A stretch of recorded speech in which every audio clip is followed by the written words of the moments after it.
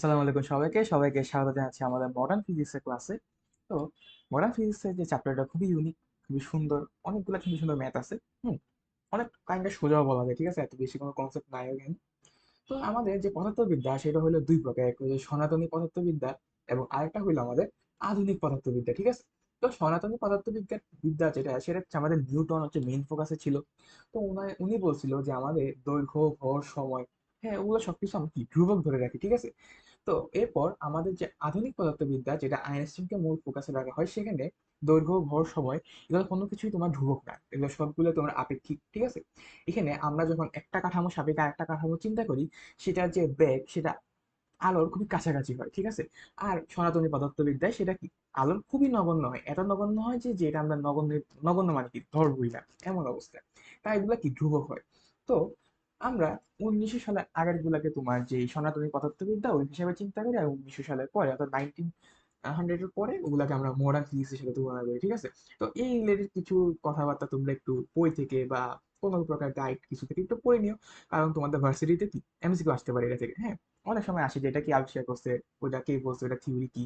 তো আমরা তো যেহেতু ইঞ্জিনিয়ারিং ক্লাস, আমরা এখানে ওই থিওরি গুলা নিয়ে কথা বলবো না, তবে বলে রাখলাম যে থিওরি কি কি পড়তে হবে। তো আমরা প্রথমে কাজ করি, আমরা গ্যালিলিও রূপান্তর আর লরেঞ্জের যে রূপান্তর সেটা একটু দেখি। প্রথমে আমরা গ্যালিলিওটা দেখি, ঠিক আছে। ধরো এটা হইলো তোমার স্থির কাঠামো, এটা হইলো তোমার স্থির কাঠামো, ঠিক আছে। আরেকটা কাঠামো আছে, কপি করলাম। আরেকটা কাঠামো আছে, সেটা হলো কি তোমার গতিশীল কাঠামো। এবং এই গতিশীল কাঠামোটা একটা ভেলোসিটি নিয়ে সামনের দিকে আগায় যাচ্ছে, সে ভেলোসিটিটা হচ্ছে তোমার ভি, ঠিক আছে। এই স্থির কাঠামোর সাপেক্ষে আমরা চিন্তা করতেছি যে আমাদের যে গতিশীল কাঠামোটা আছে সেটার যে ভেলোসিটি সেটা হচ্ছে কি ভি। তাহলে আমরা স্থির কাঠামোটাকে এস আর আমাদের গতিশীল কাঠামোটা কি এস প্রাইম দ্বারা কথা চিন্তা করি। তাহলে বলো, আমার কাছে ধরো এখানে একটা বল আছে, এখানে একটা বল আছে, এটার যে উচ্চতা, এটার ভূমি থেকে যে উচ্চতা অর্থাৎ এই যে বেস লাইনটা আছে না, এই বেস লাইনটা থেকে যে উচ্চতা সেটা হলো কি আমার ওয়াই। আর আমার স্থির কাঠামো থেকে ওর যে দূরত্ব, এই বলটা যে দূরত্ব সেটা হইলো এক্স। আর আমার গতিশীল কাঠামো থেকে আমার এই বলটা যে দূরত্ব সেটা হইলো এক্স প্রাইম, ঠিক আছে, সেটা হলো কি এক্স প্রাইম। এখন আমাকে বলো যে ওদের জন্য, হ্যাঁ, গ্যালিলিও যে রূপান্তর, ওখানে আমার স্থির কাঠামো সাপেক্ষে যে সময়, এটা গতিশীল কাঠামো সাপেক্ষে যে সময়, ওটা কি সমান, এখানে সময়ের কোনো কি চেঞ্জ নেই।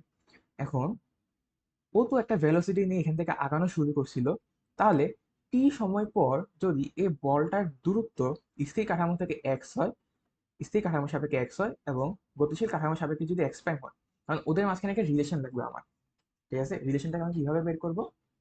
তো দেখো, ও টি সময় পর্যন্ত মানে টি সময় পর ওদের মাঝখানে যে দূরত্বটা সেটা কেমনে বের করবো? আমরা ছোটবেলায় একটা সূত্র শিখছিলাম, সেই সূত্রটা আমরা ইউজ করবো যে এস ইজ ইকুয়াল টু ভিটি। তাহলে ওদের মাঝখানে যে দূরত্ব সেটা হচ্ছে কি আমার ভিটি, তাদের তার যে ভেলোসিটি, তার যে ভেলোসিটি আর সে যে পরিমাণ সময় অতিবাহিত করছে। এবং এই ভিটি কিন্তু ভিটি প্রাইম দুইটাই কিন্তু কি সমান। কেন সমান? কারণ আমরা বলেই নিছিলাম যে টি আর টি প্রাইমের মাঝখানে কি কোনো পার্থক্য নেই। তাহলে আমাকে বলো, এখান থেকে ভিজুয়ালাইজ করে বলো যে এক্স ইজ ইকুয়াল টু, এখান থেকে ভিজুয়ালাইজ করে তুমি বলতে পারবা যে X is equal to X prime plus V T prime লিখা যাবে। X prime, X is equal to কি X prime plus V T prime লিখা যাবে, ইজিলি লিখা যাবে। আর এটাকে যদি আমরা একটু উল্টায় লিখতে যাই, এটাকে যদি একটু উল্টায় লিখতে যাই, তাহলে এখান থেকে লিখা যাবে যে এক্স প্রাইম, এই এক্স প্রাইম মানে কি, এক্স প্রাইম হচ্ছে আমার পুরা এক্স থেকে যদি আমি এই ভিটি প্রাইমটা বাদ দিই, তাহলে সেটা হচ্ছে আমার পুরো এক্স থেকে আমার ভিটি বাদ দিলাম। এখন তুমি বলবা যে ভাই এখানে কেন প্রাইম দেন না, এখানে কেন প্রাইম দিছে? আমার ইচ্ছে হয়েছে, ঠিক আছে, মানে ইচ্ছে হয়েছে না, ফান করে বললাম। এখানে আমার মিল করে রাখছি, ঠিক আছে, এটাকে আমি মিল করে রাখছি। কারণ এখানে তোমার, এখানে যেহেতু প্রাইম আছে এটাকে প্রাইম রাখছি, আর এটাকে যদি আমি উল্টা করি তখন কি সবগুলা প্রাইমই সরাই দিব, আর এখানে প্রাইম সরাইলে কোনো এফেক্ট পড়তেছে না। তাই আমি সূত্রটি এইভাবে লিখি, তোমরাও কি এইভাবে লিখবা। এখন এটা গেল এক্স অক্ষের সাপেক্ষে। এখন আমার ভেলোসিটিটা কিন্তু এক্স অক্ষের সাপেক্ষে, তাই আমরা এক্স এর যে মানে একটা ডিফারেন্স পাচ্ছি যে এই বলটা যে অবস্থান এক্স অক্ষ বরাবর সেটা একটা ডিফারেন্স পাচ্ছি, কিন্তু ওয়াই অক্ষ বরাবর কোনো ডিফারেন্স কি পাবো? এটা ভূমি থেকে ওয়াই পরিমাণ উপরে, এটা দুই কাঠামো থেকে কিন্তু সেম। ওয়াই মানে ওয়াই এক্সিস বরাবর তো উপরে দিয়ে কিন্তু ওয়াই পরিমাণ উপরেই থাকবে। তাই আমার গতিশীল কাঠামো এবং স্থির কাঠামোর সাপেক্ষে যে উচ্চতা সেটা কি সেম থাকবে, এবং জেড অক্ষ বরাবরও কি সেম থাকবে। ঠিক আছে।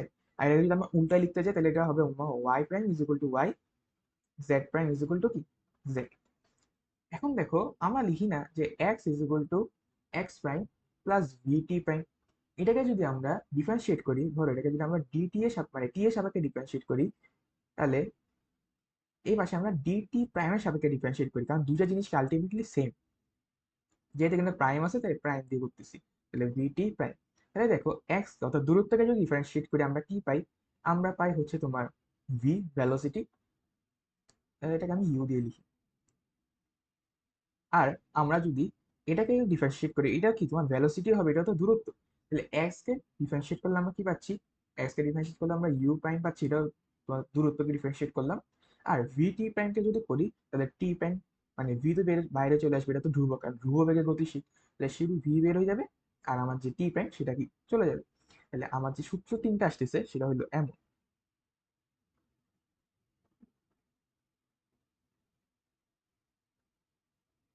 ঠিক আছে। আচ্ছা, এখন আমাকে বলো যে, আচ্ছা এখানে তো আমরা তিনটা ডিফারেন্স পেলাম, একটা হচ্ছে অবস্থান, একটা বেগ, কিন্তু মনে রাখবা ত্বরণের ক্ষেত্রে কোনো ডিফারেন্স পাওয়া যায় না। ত্বরণের ক্ষেত্রে কোনো ডিফারেন্স পাওয়া যায় না।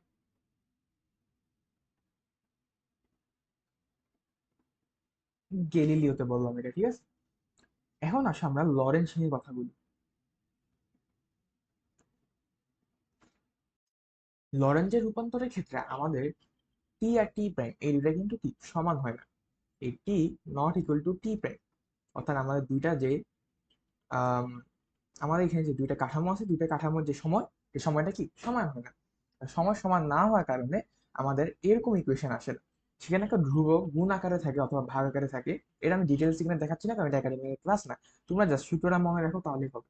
তাহলে ওখানে আমরা x is equal to X prime plus V T prime এতটুকু তো ঠিক থাকে, কিন্তু এখানে আমরা একটা জিনিস দিয়ে ভাগ করি, সেটা হইলো আমার root over one minus V square divide by C square. ঠিক আছে। One minus V square divide by C square. V হচ্ছে যে বেগে আমার কাঠামোটা গতিশীল। এরপর আমার Y is equal to Y prime, এটা সেম থাকে। Z is equal to Z prime, এটাও কি সেম থাকে। কিন্তু আমি বলছিলাম যে T not equal to T prime, তাহলে এখানে একটা রিলেশন আমাকে দাঁড়া করাতে হবে। সেই রিলেশনটা হইলো আমার T is equal to T prime plus V X prime divided by C square. আর নিচে হবে আমার root over one minus V square divided by C square. ঠিক আছে। এটা হইলো আমার এক্স থেকে, মানে আমার এক্স প্রাইম দেওয়া থাকলে সেখান থেকে আমরা এক্স এর মান কিভাবে বের করবো সেটা। এবার এটা উল্টাটাও আমাকে দেখতে হবে, অর্থাৎ এক্স প্রাইম আর এক্স, মানে এক্স দেওয়া থাকলে কিভাবে আমরা এক্স বের করবো। তাহলে সেখান থেকে আমরা লিখতে পারি যে x prime is equal two, ঠিক আগের যে জিনিসটা ছিল ওইটা লেখা থাকবে, জাস্ট ভাগ হবে এই ধ্রুবকটা দ্বারা। এটা হবে আমার X minus VT divide by root over one minus V square divide by C square.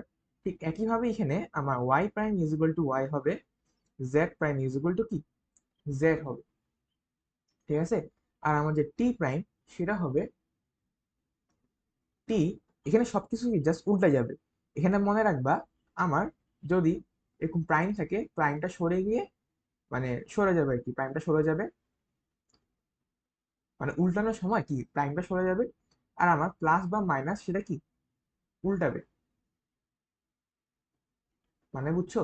তো আমি উদাহরণ দিয়ে বুঝে, সেটা হইলো ধরো আমি এখানে আগে সূত্রটা লিখি যে T minus V X divide by C square divide root over one minus V square divide by C square.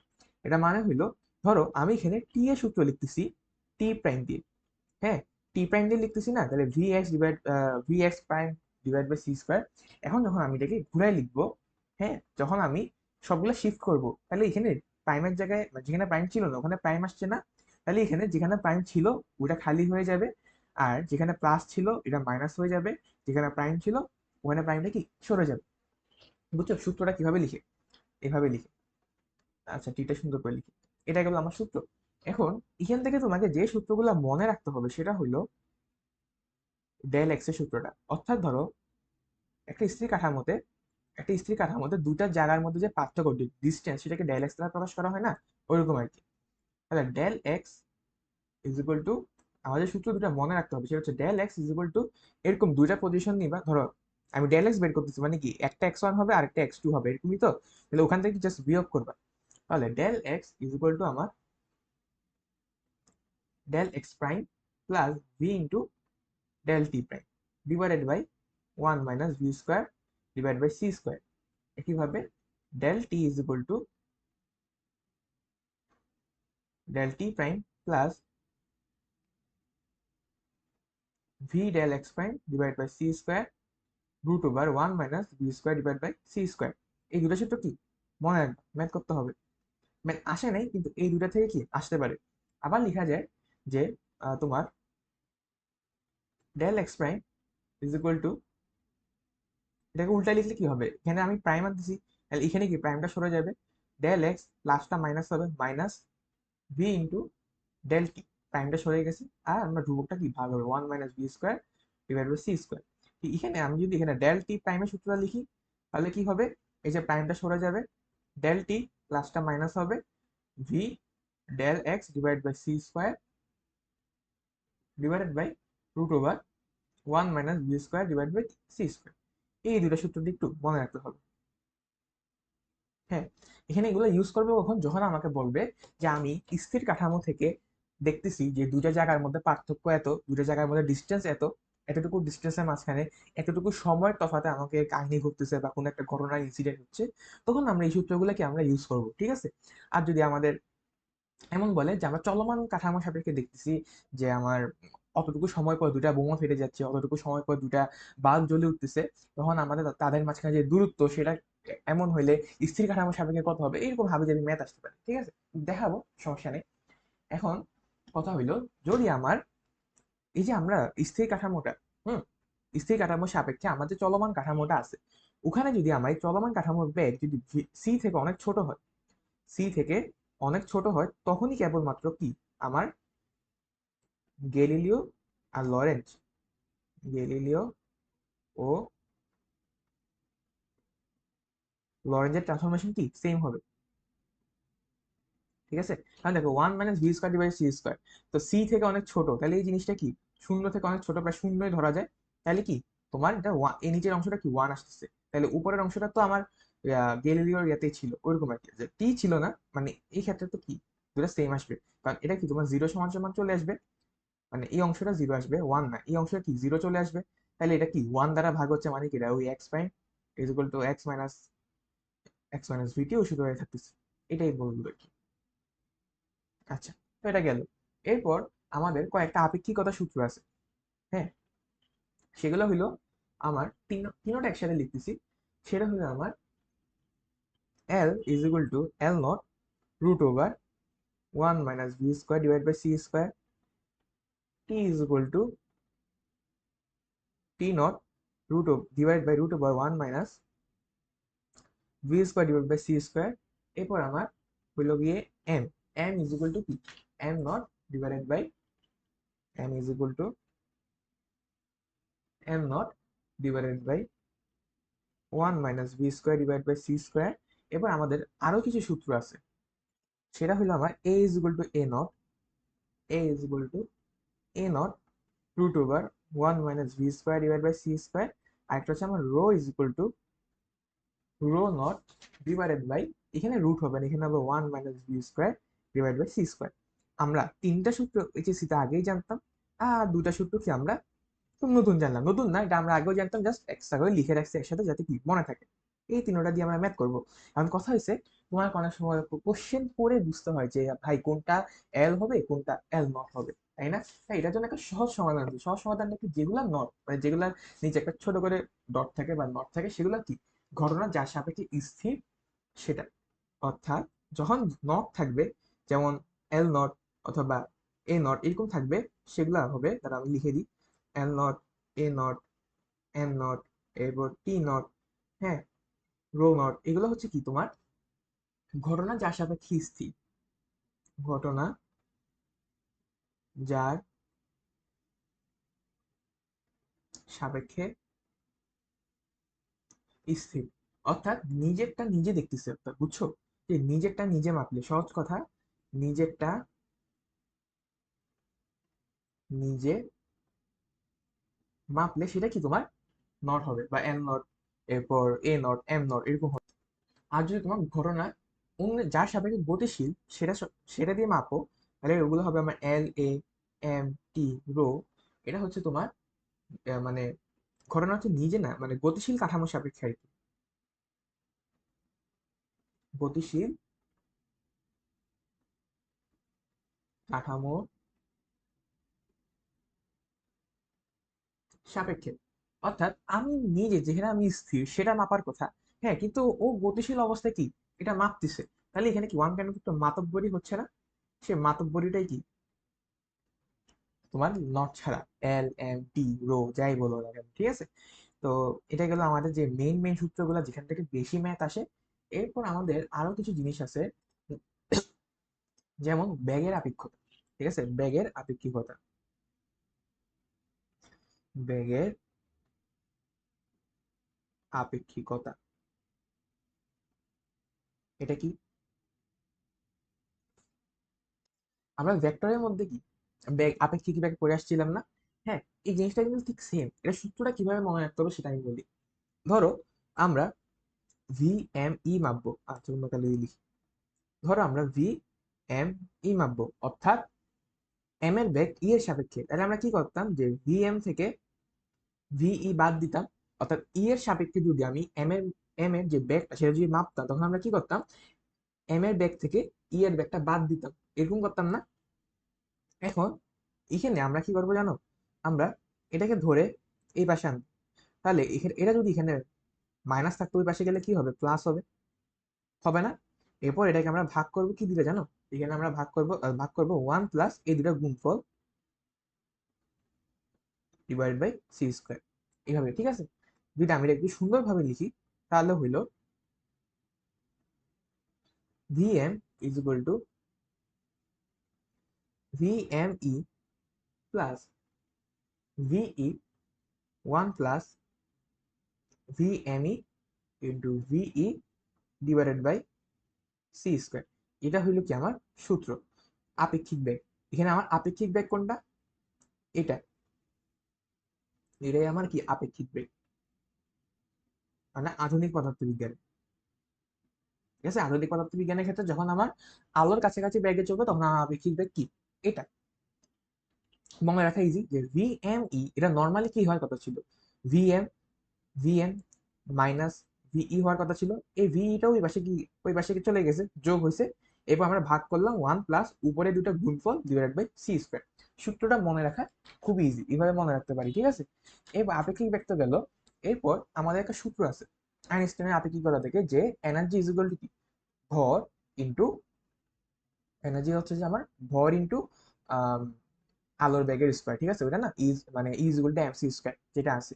তো ওখান থেকে আমরা যেটা পাই সেটা হলো যে এম সি স্কোয়ার, এটা হচ্ছে যে আমার m naught C square plus e k, অর্থাৎ এটা যদি চলমান অবস্থায় থাকে, একটা বস্তু যদি চলমান অবস্থায় থাকে সেটা ভর কি এম, আর স্থির অবস্থায় থাকে সেটা ভর কি এম নট। তাহলে চলমান অবস্থায় তার যে শক্তি সেটা হচ্ছে আমার এম সি স্কোয়ার, আর স্থির অবস্থায় তার যে শক্তি সেটা হচ্ছে আমার এম নট সি স্কোয়ার, আর আমার যে বাদ বাকি শক্তিটা সেটা হচ্ছে কি তার গতিশক্তি, ঠিক আছে। আচ্ছা, এটা গেল একটা সূত্র। এবার এখান থেকে তোমাকে কিছু ম্যাথ দিবে, বাংলা ভাষায় সেই ম্যাথগুলো যদি ডিকোড করতে হয়, এখান থেকে কয়েকটা জিনিস কি মনে রাখবে। তোমাকে যদি বলে যে নিশ্চল ভর শক্তি, নিশ্চল ভর শক্তি, যদি তোমাকে নিশ্চল ভর শক্তি বলে, তাহলে সেটা হচ্ছে আমার ই নট ইজ ইকুয়াল টু স্থির অবস্থায় তার যে ভর, স্থির অবস্থায় তার যে ভর ইন্টু সি স্কোয়ার, অর্থাৎ is equal to M C স্কোয়ারের মতো, এম নট সি স্কোয়ার হবে। যদি তোমাকে বলে গতিশক্তি, গতিশক্তি বের করতে,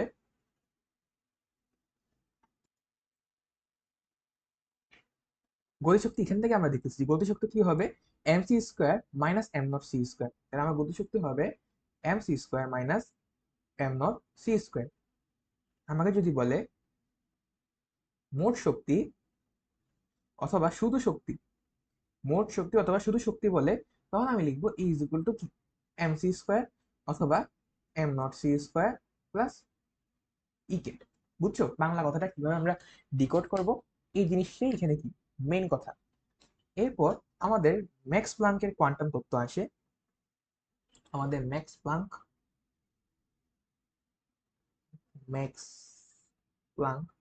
বানান ঠিক হয়েছে নাকি ভুলে গেছি, বাদ দাও, বানান দিয়ে গিয়ে আমাদের কাজ করতে হবে। ম্যাক্স প্লাঙ্কের কোয়ান্টাম থিওরি। তো উনি বলছিল যে আমাদের যে ফোটন কণা এগুলো অনেক, মানে আমাদের যে আলো এগুলোকে অনেকগুলো প্যাকেট আকারে আসে, এগুলোকে আমরা ফোটন বলি, অনেক হাবি জাবি কথা। হ্যাঁ, এত ডিটেলস কথা বলার টাইম কি আমাদের নাই। আমরা যেটা জানবো সেটা হচ্ছে কি এই সমানুপাতিক ফ্রিকোয়েন্সি, অর্থাৎ ফোটনের যে এনার্জি সেটা তার ফ্রিকোয়েন্সি সমানুপাতিক। তাহলে আমরা সমানুপাতিক চিহ্ন উঠানোর জন্য পুরো কোর্স জুড়ে কি করছি, একটা সমানুপাতিক ধ্রুবক আনছি। তাহলে এখানে একটা ধ্রুবক আসবে, সেই ধ্রুবকটা হচ্ছে আমার Planck constant H F is equal to কি এইচ এফ। এটা আমরা অনেক ছোটকাল থেকে কি জানি। তো এই জিনিসটা, এটা কি জানো, এটা হচ্ছে একটা ফোটনের শক্তি, একটা ফোটনের শক্তি। এটাই কি হয়েছে আমার is equal to H F. তাহলে তোমাকে যদি বলে যে এন সংখ্যক ফোটন, এন সংখ্যক ফোটন, তখন তার যে এনার্জি সেটা হবে এন এইচ এফ। বুঝা গেল? আচ্ছা, এরপর এটাকে আমরা একটু চেঞ্জ করে লিখতে পারি না, যে ইজ ইকুয়াল টু কি ল্যামডাকে চেঞ্জ করে কি মানে ফ্রিকোয়েন্সিকে চেঞ্জ করে কি লিখা যায় সি বাই ল্যামডা, অর্থাৎ ব্যাক বাই তার তরঙ্গ দৈর্ঘ্য সেটা লিখা যায়। তাহলে এইচ সি ডিভাইড বাই কি ল্যামডা, এটাও কি আমার আরেকটা সূত্র। এই দুইটাই কিন্তু একটা ফোটনের শক্তি।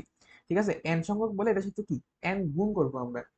এরপর আসে আমাদের ফোটো তড়িৎ ক্রিয়া, ফোটো তড়িৎ ক্রিয়া বা photo electric effect, photo electric effect. ঠিক আছে, তো এখানে কি বলছে, ধরো তোমার কাছে একটা ধাতব প্লেট আছে। হ্যাঁ, তোমার কাছে কি একটা ধাতব প্লেট আছে, তোমার এখানে একটা ফোটন পড়ছে। ফোটনকে দেখায় এই কালে দিয়ে। ধরো একটা ফোটন কি এসে পড়ছে এখানে, এই ফোটন আসার কারণে মানে এখানে হিট করার কারণে এখানে একটা ইলেকট্রন আসছিল। ঠিক আছে, ইলেকট্রন ছিল, ইলেকট্রন এটা দিয়ে দেখাই। এখানে একটা ইলেকট্রন ছিল, এই ইলেকট্রনটা কি তোমার বের হয়ে যাবে, মানে ধাতু থেকে কি বের হবে। এখন হইলো, কথা হইলো যে আমরা যে এনার্জিটা দিব, ঠিক আছে, আমরা কি একটা এনার্জি দিব না, আমরা একটা এনার্জি দিব, সেই এনার্জির কিছু অংশ আমার ইলেকট্রনকে বের করতে ইউজ হবে, সেটা হচ্ছে আমার ই নট। আর কিছু অংশ কি আমার ইলেকট্রন কি গতিশক্তি দিবে, সেটা কি আমার গতিশক্তি হিসেবে কাজ করবে। সিম্পল হিসাব, যে আমি একটা জিনিস কোথাও আটকে আছে, ধরো এই দেওয়ালের মধ্যে, ধরো এই দেওয়ালের মধ্যে একটা লাঠি কি গেঁথে আছে। আমি যদি একটা ফোর্স প্রয়োগ করে বা একটা শক্তি প্রয়োগ করে আনি, তাহলে কিছু পরিমাণ শক্তি এটাকে বের করতে ইউজ হবে। এই ধরো এটাকে আমি বের করলাম, কিছু পরিমাণ শক্তি এটাকে বের করতে ইউজ হবে, আর কিছু পরিমাণ শক্তি এটাকে ব্যাক দিতে ইউজ হবে। কারণ আমি কি ছিটকে ফেলাই দিই, তাহলে কি এটা কি কিছু পরিমাণ শক্তিটা কি ভেলোসিটি মানে গতিশক্তি হিসেবে কি তোমার ট্রান্সফার হবে। ঠিক আছে, সেই জিনিসটি যে কিছু পরিমাণ শক্তি আমার ইলেকট্রন বের করতে ইউজ হবে, আর কিছু পরিমাণ শক্তি কি সেই ইলেকট্রনটাকে গতিশক্তি দিবে। আচ্ছা, তাহলে ই কে আমরা কি লিখতে পারি, যে H F is equal to, আমরা ই নট কে লিখতে পারি H F naught plus half M V square. ঠিক আছে, এটা লিখতে পারি না?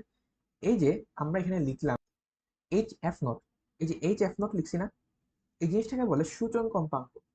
সূচন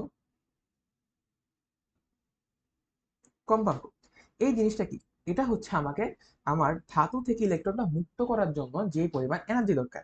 তাহলে এই সূচন কম্পাঙ্ক হচ্ছে আমি যেই কম্পাঙ্কের আলো মিনিমাম, সরি মিনিমাম না, হ্যাঁ, যে কম্পাঙ্কের আলো আমাকে মিনিমাম মারতে হবে, ন্যূনতম যে কম্পাঙ্কের আলো দ্বারা আমরা হিট করলে এখানে একটা ইলেকট্রন বের হবে। গতিশীল হবে নাকি হবে এটা পরে দেখা যাবে, কিন্তু ইলেকট্রনটা বের হবে, সেটা হচ্ছে কি আমার সূচন কম্পাঙ্ক।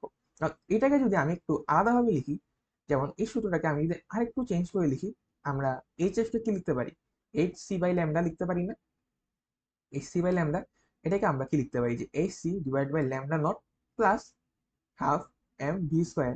এখন এখানে যখন আমরা এটাকে ল্যামডা নট লিখছি, সেই ল্যামডা নটটা হইলো আমার সূচক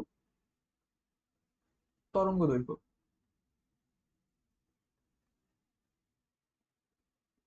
সূচক তরঙ্গ দৈর্ঘ্য অর্থাৎ সর্বোচ্চ যেই তরঙ্গ দৈর্ঘ্যের আলো দিয়ে আমরা হিট করলে একটা ইলেকট্রন এখান থেকে বের হবে। তাই আমার যে মুখস্থ রাখার মতো সূত্র সেটা হচ্ছে এই দুইটা।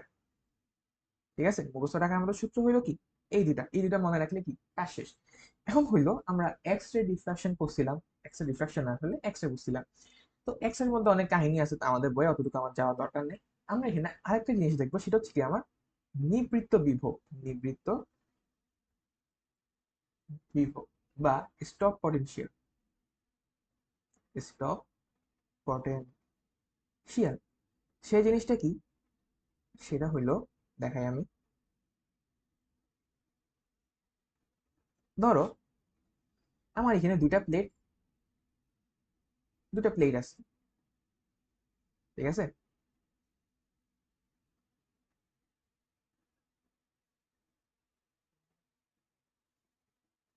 দুটা প্লেট আছে, এবার এই দুটা প্লেটকে আমি কানেক্ট করছি। ব্যাটারিটা আমি পরে কানেক্ট করতেছি, ঠিক আছে, পরে কানেক্ট করবো।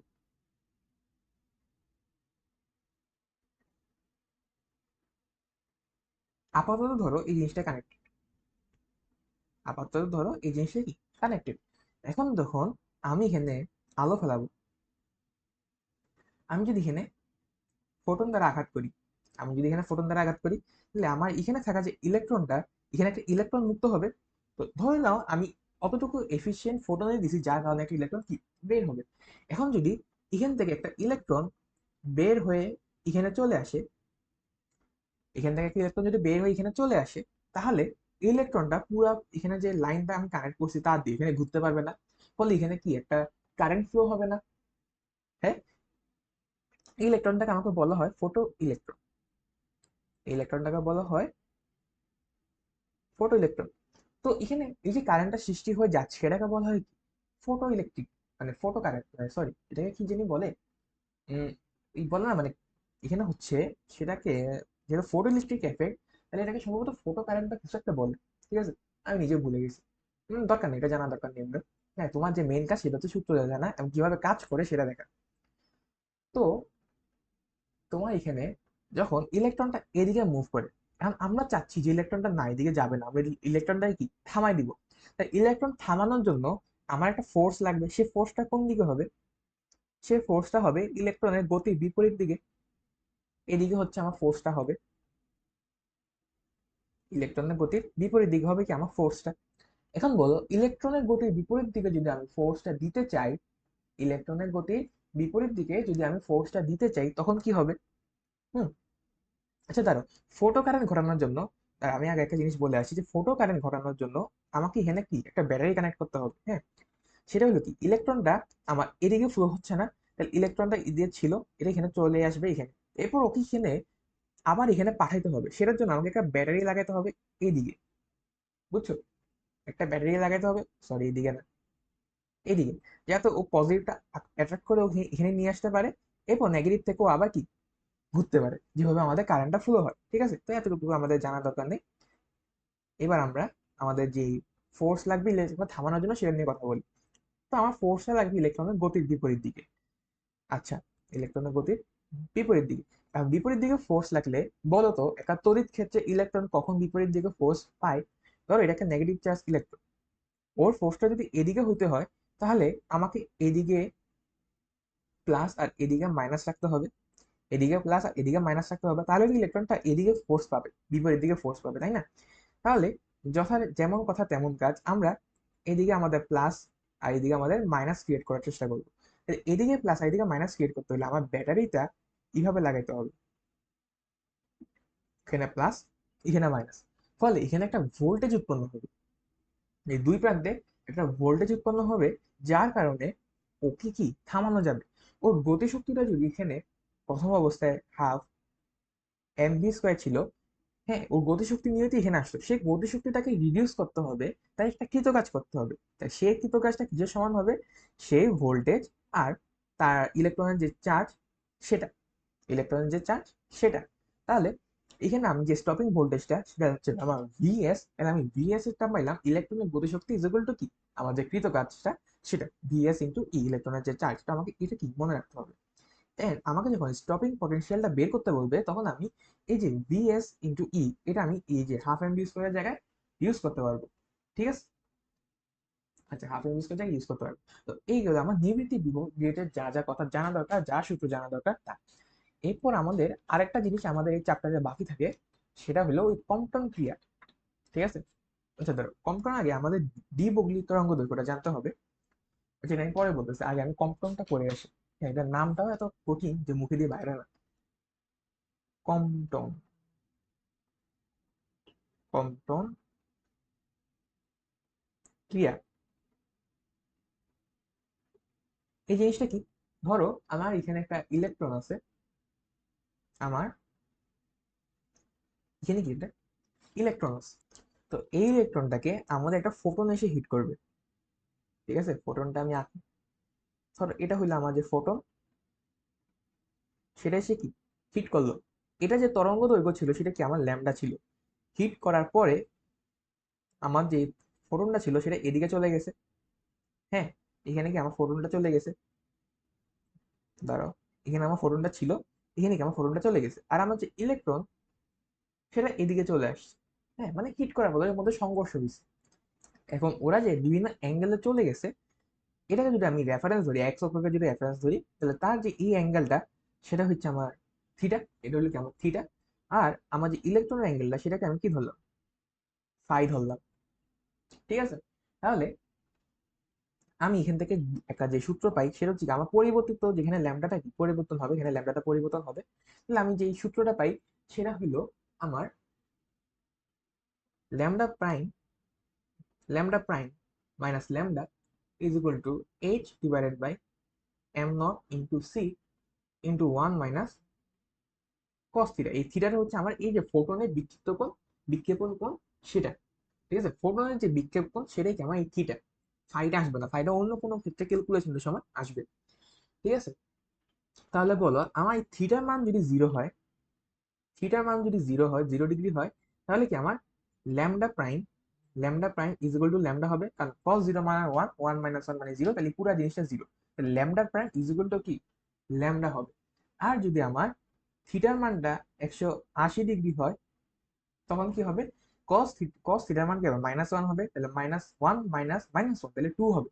তাহলে আমার আসতেছে যে lambda prime is equal to lambda plus 2h divided by M naught C.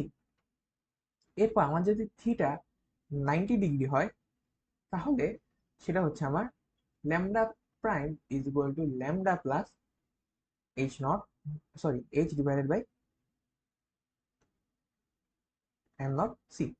ঠিক আছে, এখন আমার এই যে 180 ডিগ্রির সময় আমি যে ল্যামডা প্রাইমটা পাইছি সেটা কি আমার lambda max, lambda prime max, অর্থাৎ এতটুকু সর্বোচ্চ পরিমাণ ল্যামডা কি ক্রিয়েট হতে পারে সংঘর্ষের পর। ঠিক আছে, সর্বোচ্চ পরিমাণ ল্যামডা কি ক্রিয়েট হতে পারে সংঘর্ষের পর। তো এই সূত্রটা মনে রাখো, এটা ম্যাথ মনে হয় না আসতে পারে, তবে কয়েকটা ম্যাথ আমরা দেখে রাখবো আর কি। হ্যাঁ, এখন তোমাকে এমন কিছু ম্যাথ দিতে পারে যেখানে আমাকে কিছু একটা বের করতে দিতে হবে, বের করতে দিবে, এবং সেটা কি আমরা এই নর্মাল সূত্র দিয়ে পারতেছি না, তখন আমরা কি করবো জানো, তখন আমরা এক্স অক্ষ বরাবর তার যে টোটাল ভরবেগের সংরক্ষণশীলতা সেটা অ্যাপ্লাই করব, এবং আমরা ওয়াই অক্ষ বরাবর তার যে টোটাল ভরবেগের সংরক্ষণশীলতা সেটা অ্যাপ্লাই করব। হ্যাঁ, এটা কি খুবই ইজি। তো কেমনে ইজি দেখাই, দাঁড়াও আমি এটাকে একটু ছোট করে নিই। এই জিনিসটাকে আমি কি একটু ছোট করলাম, হ্যাঁ আশা করি দেখা যাচ্ছে। ঠিক আছে, তো ধরো এক্স অক্ষ বরাবর, এক্স অক্ষ বরাবর আমার ফোটনের গতিশক্তি মানে ফোটনের যে ভরবেগ সেটা কত, এই যে ফোটনটা ছিল, এই ফোটনটার যে আদি ভরবেগ ছিল সেটা কত, এটা হচ্ছে কি আমার এইচ ডিভাইড বাই ল্যামডা। এটা প্রমাণটা আমরা পরে দেখতেছি, এইচ ডিভাইড বাই ল্যামডা সেটা কি তার ভরবেগ। আর ইলেকট্রনের যে ভরবেগ সেটা জিরো ছিল, কারণ ইলেকট্রন ছিল স্থির।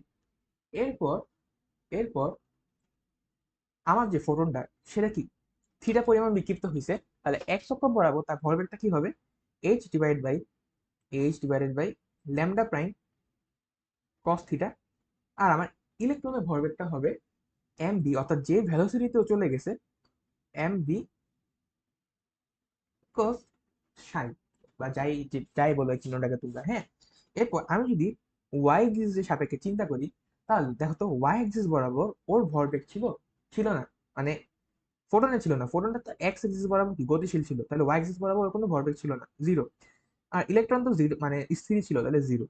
তাহলে এবার যখন ও বিক্ষিপ্ত হয়েছে, বিক্ষিপ্ত অবস্থায় বলতো এক্স এক্সিস বরাবর তার যে উপাংশটা সেটা কি সাইন থিটা হবে, মানে simple. H divided by lambda prime sine theta. এরপর ইলেকট্রনের যে ওয়াই এক্সিস বরাবর ভরবেগ সেটা কি নিচের দিকে না, তাহলে নিচের দিকে তাকে নেগেটিভ ধরা হয়, তাহলে negative M V sine sine. এই দুটো ইউজ করে কি আমরা, ধরো আমাকে ভেলোসিটি বের করতে দিল, যে বিক্ষিপ্ত হওয়ার পর ভেলোসিটি কত, তখন আমরা কি এই দুটো ইকুয়েশন বের ইউজ করে ভেলোসিটিটা বের করতে পারি, তাই না? তো খুব ইজি না জিনিসটা, এখান থেকে আমরা ইউজ করে ভেলোসিটির মানটা কি বের করতে পারি। তো আমাদের যা যা সূত্র জানা ছিল তা তা আমরা জানছি। এরপর ওই একটা ডি বগলি সমীকরণ আছে, এটা তুমি জানোই। ডি বগলি সমীকরণটা যদি আমি একটু ছোট করে বলি, কোন দিক দিয়ে লেখা যায়, তাহলে দিক দিয়ে লিখে দিলাম আর কি, ডি বগলি, ডি ব্রগলি। তো ডি ব্রগলি যে সমীকরণ, সেখানে আমাকে বলা হয়েছিল যে আমার lambda is equal to H by p. হ্যাঁ, lambda is equal to H by p. তাহলে পি এ কি লিখতে পারি আমরা, H divided by m into c, মানে আলোর ক্ষেত্রে বা ফোটনের ক্ষেত্রে আমরা লিখতে পারি। তো এটাই তো আমরা ইউজ করছিলাম যে p is equal to H by lambda, বুঝছো? এটাই ইউজ করছিলাম, বুঝছো? P is equal to H by lambda, ভরবেগ is equal to H divide by তার যে তরঙ্গ দৈর্ঘ্য সেটা। এখন এটা তো ফোটনের ক্ষেত্রে গেল, এটা গেল আমার ফোটন। অন্য কিছু হইলে, মানে ফোটন বাদে অন্য কিছু হইলে, তখন আমরা কি লিখতাম, যে H is equal to lambda is equal to H by P. P কে লিখতাম আমরা এইচ ডিভাইডেড বাই কি এম ভি। এখন এই lambda is equal to H divide by root over 2m into গতিশক্তি লেখা যায়, ঠিক আছে? 2m ইন্টু গতিশক্তি, এটা আমরা যে নিউটনিয়ান পড়ছিলাম, সেই নিউটনিয়ানে আমরা এটা প্রমাণ দেখছিলাম, ঠিক আছে? এখন গতিশক্তি যেহেতু আছে, এখন শক্তিটাকে আমরা কি লিখতে পারি, সে যেই একটা ইলেকট্রনকে, ধরো একটা ইলেকট্রনকে তুমি একটা বিভব পার্থক্যের মাঝখান দিয়ে কি,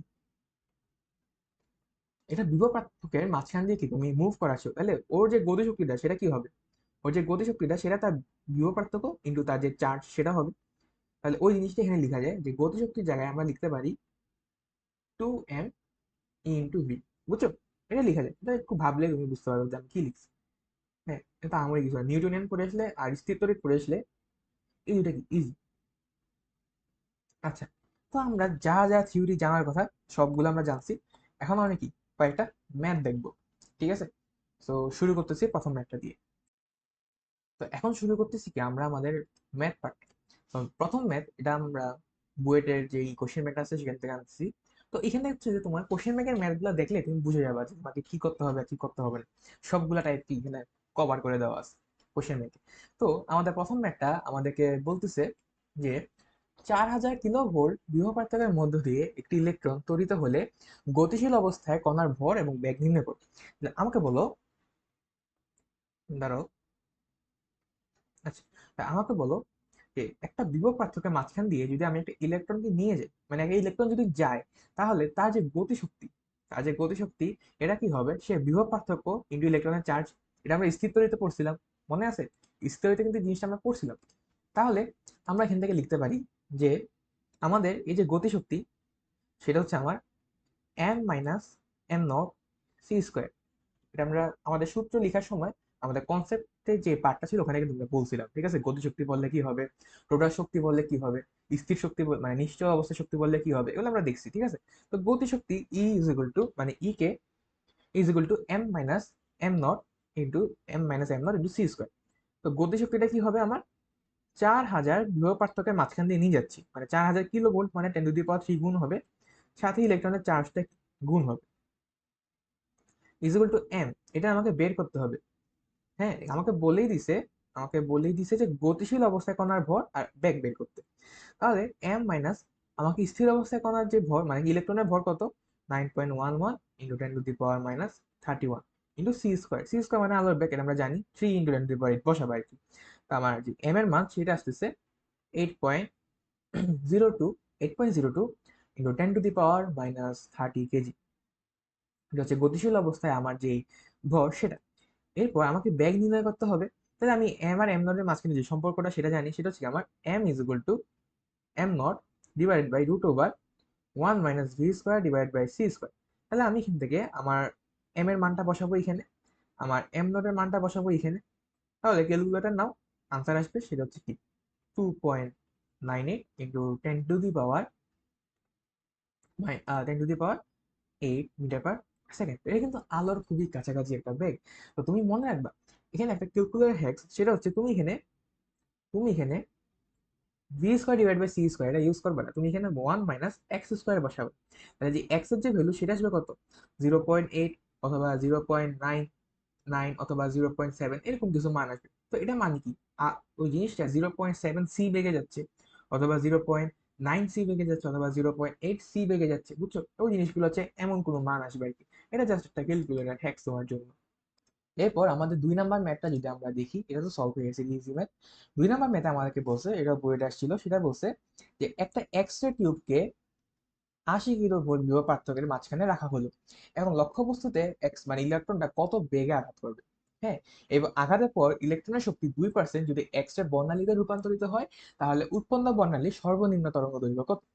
তো এটা খুবই ইজি ম্যাথ, দেখো কিভাবে করতে হবে। বিভব পার্থক্য বলে দিছে, তাহলে এখান থেকে আমরা গতিশক্তি বের করতে পারবো। তাহলে আমাদের গতিশক্তি ই কে, এটা হচ্ছে কি M minus am not c²।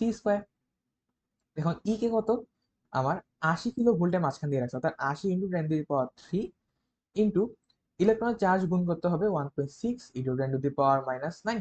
এটা হচ্ছে স্থির তড়িতের কথা, বুঝছি? স্থির তড়িৎ আমরা পড়ছিলাম কিভাবে বের করে এগুলো। তো এরপর এম কে কি লিখতে পারি, M naught divide by root over 1 - v² divide by c² minus M naught into c²। c² মানে 3 × 10⁸ এটার স্কোয়ার, ঠিক আছে? এবার তুমি এম ক্যালকুলেটর নাও, আর একসাথে কি ভি এর মানটা বের করো, ঠিক আছে? তো আমাকে বলো এখানে এম নট কত, এটা স্থির অবস্থা ইলেকট্রনের ভর, আমরা সবাই জানি। তো এখান থেকে আমরা জাস্ট ক্যালকুলেটর যদি বসাই, আমার যে ভি এর মান সেটা আসবে 1.5 ইন্টু 10⁸ মিটার পার সেকেন্ড। ঠিক আছে, 1.5 ইন্টু 10⁸ মিটার পার সেকেন্ড। অর্থাৎ এরা লক্ষ্যবস্তুতে এই বেগে আঘাত করবে, ঠিক আছে? লক্ষ্যবস্তুতে এই ব্যাগটা নিয়ে কি হিট করবে। এখন আমাকে বলছে যে আমার ইলেকট্রনের শক্তি 2%, অর্থাৎ 2% অফ এনার্জি, এটা কি এক্সট্রাতে কনভার্ট হবে। তাহলে আমাকে তার তরঙ্গ দৈর্ঘ্য বের করতে হবে। তো এনার্জিকে আমরা তরঙ্গ দৈর্ঘ্য দিয়ে কিভাবে লিখতে পারি, 8c ডিভাইড বাই ল্যামডা লিখতে পারি। তাহলে 2% মানে 0.02 ইন্টু এনার্জি কত, 80 কিলো ভোল্ট, 80 × 10⁻³ ইন্টু আমার ইলেকট্রনের চার্জ গুণ করতে হবে 1.6 ইন্টু 10⁻⁻৯ ইজ ইকুয়াল টু আমার এইচ বাই ল্যামডা। এইচ এর মান কত, 6.626 ইন্টু 10⁻⁻34 ইন্টু সি কত, 3 into 10⁻8 divide by lambda. Lambda আমাকে বের করতে হবে। এই ল্যামডাটাই কিন্তু আমার ল্যামডা মিনিমাম। তাহলে আমার ল্যামডা হচ্ছে আমার 7.764 ইন্টু 10⁻⁻10 মিটার, বুঝছো? এটাই হলো কি আমার আনসার। দেখছো কি সহজ সহজ ম্যাথ আসে। এই এতটুকু ম্যাথ দিবে 3 আঙ্গুল জায়গা, সো অনেক জায়গায় এটা নিয়ে কোনো প্যারা খাওয়ার দরকার নেই যে 3 আঙ্গুলে কিভাবে আমরা ম্যাথ করবো। ওইটা ছোট ছোট ম্যাথই আসবে, বড় বড় ম্যাথ কয়েকটা আসবে, এটা নিয়ে এত প্যারা খাওয়ার কিছুই নেই। এরপর আসে 3 নাম্বার ম্যাথ। 3 নাম্বার ম্যাথে আমাকে বলছে যে টাংস্টেন ধাতুতে আলোক তড়িৎ বিচ্ছুরণ ঘটনের সংগঠনের সর্বোচ্চ তরঙ্গ দৈর্ঘ্য 230 ন্যানোমিটার। অর্থাৎ কি সূচং তরঙ্গ দৈর্ঘ্য, জানি বলে সূচং তরঙ্গ দৈর্ঘ্য, ঠিক আছে? ওইটা বলা হচ্ছে আমাকে। তো উক্ত ধাতুতে কত তরঙ্গ দৈর্ঘ্যে আলো ফেললে, কি বলতেছি, কত তরঙ্গ দৈর্ঘ্যে আলো ফেললে নির্গত ইলেকট্রনের সর্বোচ্চ গতিশক্তি 1.5 ইলেকট্রোভোল্ট হবে। তাহলে আমরা যে মেইন সূত্রটা জানতাম সেটা কি, আমার যতটুকু শক্তির আলো ফেলবো যতটুকু শক্তির আলো ফেলবো এরা কিছুটা কাজ করবে, কি জন্য, আমার ইলেকট্রনটাকে বের করে আনার জন্য, এটাকে আমরা ডাব্লিউ নট দ্বারা লিখলাম। আর কিছুটা কি ইলেকট্রনকে গতিশক্তি দিবে, ঠিক আছে?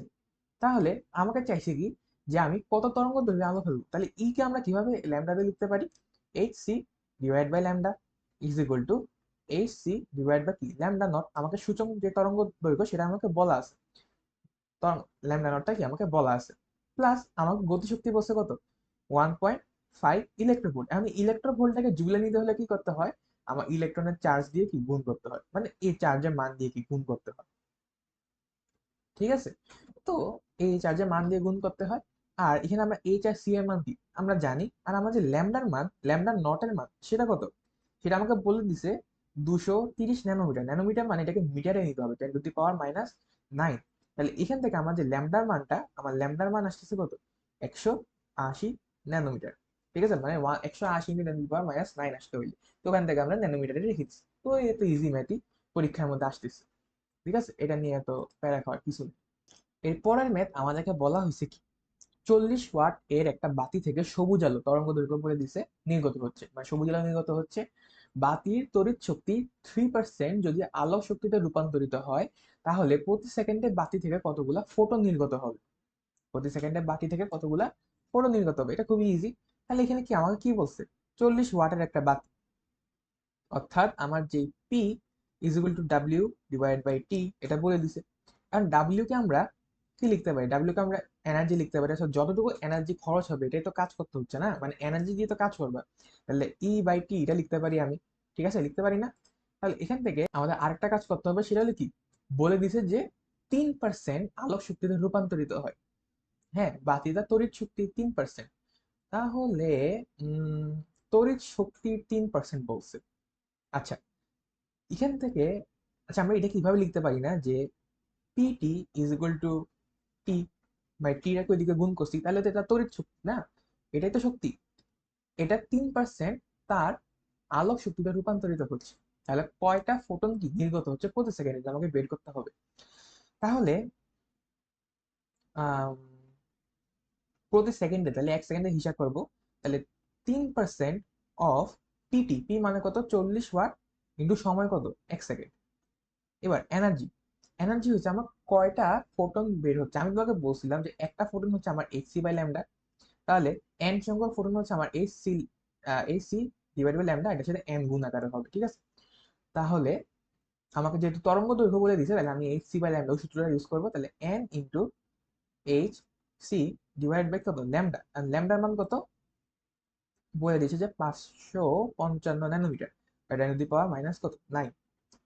তাহলে এখান থেকে আমি আমার এন এর মানটা পাচ্ছি, এইচ আর সি এর মানটা কি ধ্রুবক, এটা আমরা বের করতে পারবো। তাহলে এন হচ্ছে আমার 3.35 ইন্টু 10⁻18টা, মানে এতটা ফোটন কি বের হবে প্রতি সেকেন্ডে। ঠিক আছে, মানে এই ধরনের আরো ম্যাথ তোমাকে দিতে পারে, যদি ধরো তোমাকে কখনো বললো যে আমাদের এই যে ভূপৃষ্ঠ, এটা কিন্তু আরেকটা ম্যাথ। ঠিক আছে, এটা just আমি বলতেছি তোমাকে যে আমাদের যে ভূপৃষ্ঠ, এখানে কি আলো পড়ে না, ভূপৃষ্ঠতে সূর্যের আলো পড়ে। তো এই সূর্যের আলোটা তোমাকে বললো যে এটা যে শক্তি ফ্লাক্স, শক্তি ফ্লাক্স বানান তো পারতেছি না রে,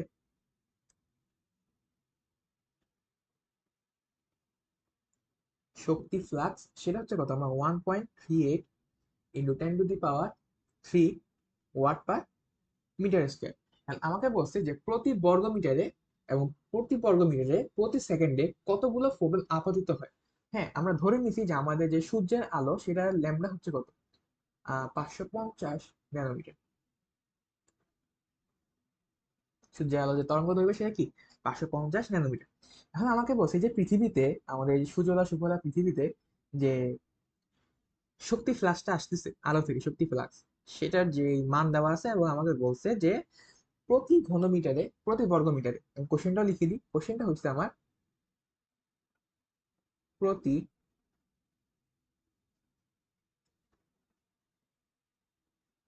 বর্গ মিটারে প্রতি সেকেন্ডে যে কতগুলা ফোটন সেটা আমাকে বের করতে হবে। এখন দেখো ফ্লাক্স মানে কি, ফ্লাক্স মানে হলো আমার আই, সেটা হচ্ছে আমার পি ডিভাইডেড বাই এ। একক দেখে বুঝে যাওয়া উচিত যে ডাব্লিউ বাই, মানে ওয়াট পার মিটার স্কোয়ার, সেটা হচ্ছে কি ক্ষমতা ডিভাইডেড বাই এরিয়া, ক্ষমতা ডিভাইডেড বাই এরিয়া। এখন আমি তো ক্ষমতাটা হিসাব করতেছি কিসে, আমি ক্ষমতাটা হিসাব করতেছি তোমার মানে ওয়াট পার সেকেন্ডে, সরি জুল পার সেকেন্ডে, ওয়াট পার সেকেন্ড বলতেছি। ক্ষমতা মানে কি, জুল পার সময় না, প্রতি একক সময়। তাহলে আমি সময়টাই ধরতেছি 1 সেকেন্ড। তাহলে এখান থেকে আমি লিখতে পারি না যে আমার আই এর মান কত, 1.38 ইন্টু 10⁻³ আর আমার যে পি, পি হচ্ছে আমার ক্ষমতা, ক্ষমতাটা আমরা টোটাল এনার্জি ডিভাইড বাই টি লিখতে পারি। আর টি কে আমরা 1 সেকেন্ড লিখলে আমরা জাস্ট টোটাল এনার্জি হিসাব করতে পারি। তাহলে টোটাল এনার্জি কি আমার N H C divide by lambda. Lambda মানে কত, 550 ইন্টু 10⁻⁻9 ডিভাইডেড বাই এরিয়া মানে এ, ঠিক আছে, ডিভাইডেড বাই এরিয়া। এখন আমাকে বলছে যে প্রতি বর্গ মিটারে, তাহলে এর মানটা কত আমার 1, ঠিক আছে, এর মানটা কত আমার 1, তাহলে এখান থেকে আমার এন এর মান বের হচ্ছে না, তো এন এর মান কত 3.84 ইন্টু 10⁻21 টা, মানে এতটা ফোটন কি বের হবে। জিনিসটা খুবই সোজা, তুমি জাস্ট দেখো যে তোমাকে বলে দেওয়া আছে কি শক্তি ফ্লাক্স, শক্তি ফ্লাক্স মানে কি, ক্ষমতা ডিভাইডেড বাই এরিয়া, হ্যাঁ, ক্ষমতা ডিভাইডেড বাই কি এরিয়া, পি ডিভাইডেড বাই এ, তুমি একক দেখে বুঝতে পারবা, হ্যাঁ, এটা ডিটেলসে যাওয়া হচ্ছে না, কারণ তুমি একক দেখে কি বুঝতে পারতেছো জিনিসটা কি। তো ক্ষমতা মানে কি, ই ডিভাইডেড বাই টি, অর্থাৎ টোটাল যে ওয়ার্ক ডিভাইডেড বাই টি, টি এর মান কত আমার 1 সেকেন্ড, আর ওয়ার্ককে আমরা কি লিখতে পারি, এনার্জি লিখতে পারি, কারণ শক্তি দিয়ে তো তুমি কাজ করবা, কারণ এই এনার্জিকে আমরা কি লিখতে পারি, এন সংখ্যক প্রোটনের energy, n into H C by lambda, এই এইচ সি বাই ল্যামডাটা কি আমরা এখানে বসেছি, আর ল্যামডার মান আমাদের বলে দেওয়া ছিল কত 550 ন্যানোমিটার, ওখান থেকে আমরা এন এর মানটা কি বের করছি, আর এরিয়ার মান 1 দিছি কারণ আমাকে বলে দিছে যে প্রতি সেকেন্ডে প্রতি বর্গ মিটারে, তাহলে 1 বর্গ মিটারে 1 সেকেন্ডের একটা হিসাব করছি, বুঝা গেল। এইভাবে কি ম্যাথ গুলা ধরে ধরে ধরে ধরে কি তুমি অ্যাপ্রোচ নিবা, বুঝলা, সবগুলো তো তোমাকে রেডিমেড দিবে না, কিছু একটু মাথা খাটাই বুঝতে হবে, ঠিক আছে। এরপরের ম্যাথটা দেখো, এরপরের ম্যাথটা সহজ, আমরা এটা ডিরেক্ট সূত্র পড়ছিলাম। তো এখানে বলছে যে একটি স্থির কাঠামো এস এ স্বর্ণের ঘনত্ব এত দেওয়া আছে, চলমান কাঠামো এস প্রাইমে এ অবস্থানরত মানে একজন পর্যবেক্ষকের কাছে স্বর্ণের ঘনত্ব কত মনে হবে, এবং চলমান কাঠামোর ব্যাগ যদি এক অক্ষ বরাবর 0.9 সি হয়, তাহলে কত, মানে বলে দিছে কি আমার বেগ দেওয়া আছে, আমার ভেলোসিটি দেওয়া আছে, আমার ঘনত্ব দেওয়া আছে, তাহলে আমাকে বলছে যে চলমান কাঠামো সাপেক্ষে ঘনত্ব কত। এটা আমরা সরাসরি সূত্রে বলছিলাম যে rho is equal to rho naught divided by 1 - V square divide by C square. এখন রো নটের মান কত, রো নটের মান হচ্ছে আমার 19.3 into 10⁻³ divide by 1 - 0.9 C divide by C whole square. তাহলে আমার যে রো এর মান সেটা হচ্ছে আমার 101.58 into 10⁻³ K G per metre cube. ঘনত্ব কি বেড়ে গেছে, ঠিক আছে, ঘনত্ব বেড়ে গেছে, ইজি ম্যাথ, হ্যাঁ, এত ইজি ম্যাথই আসবে, ডিরেক্ট সূত্র লিখবা, ডিরেক্ট আনসার করবা, কোনো সমস্যা নেই। এরপরের ম্যাথে আমাকে বলা হয়েছে যে যখন 250 ন্যানোমিটার তরঙ্গ দৈর্ঘ্য বিশিষ্ট একটা আলো একটা ফটোসেলের ক্যাথোডে আপতিত হয়, তখন তার নিবৃত্তি বিভব 4 ভোল্ট, আর যদি আপতিত আলো তরঙ্গ দৈর্ঘ্য 300 ন্যানোমিটার হয়, তাহলে তার নিবৃত্তি বিভবটা কত হবে সেটা আমাকে বের করতে হবে, ঠিক আছে। এখন কথা হইলো, আমরা যে সূত্রটা জানি যে আমরা যে পরিমাণ শক্তির আলো দিব সেটা কিছুটা তার তাকে ধাতু থেকে বের করতে ব্যবহৃত হবে, আর কিছুটা তার গতিশক্তি হিসেবে ব্যবহৃত হবে। এবং আমরা কি করছিলাম, এই গতিশক্তির বদলে স্টপিং ভোল্টেজ ইন্টু ইলেকট্রনের যে চার্জ সেটা লিখছিলাম, ঠিক আছে। এবার এই সূত্রটা ইউজ করে কি আমরা ম্যাথটা করব, ঠিক আছে, এই সূত্রটা ইউজ করে কি আমরা ম্যাথ করব।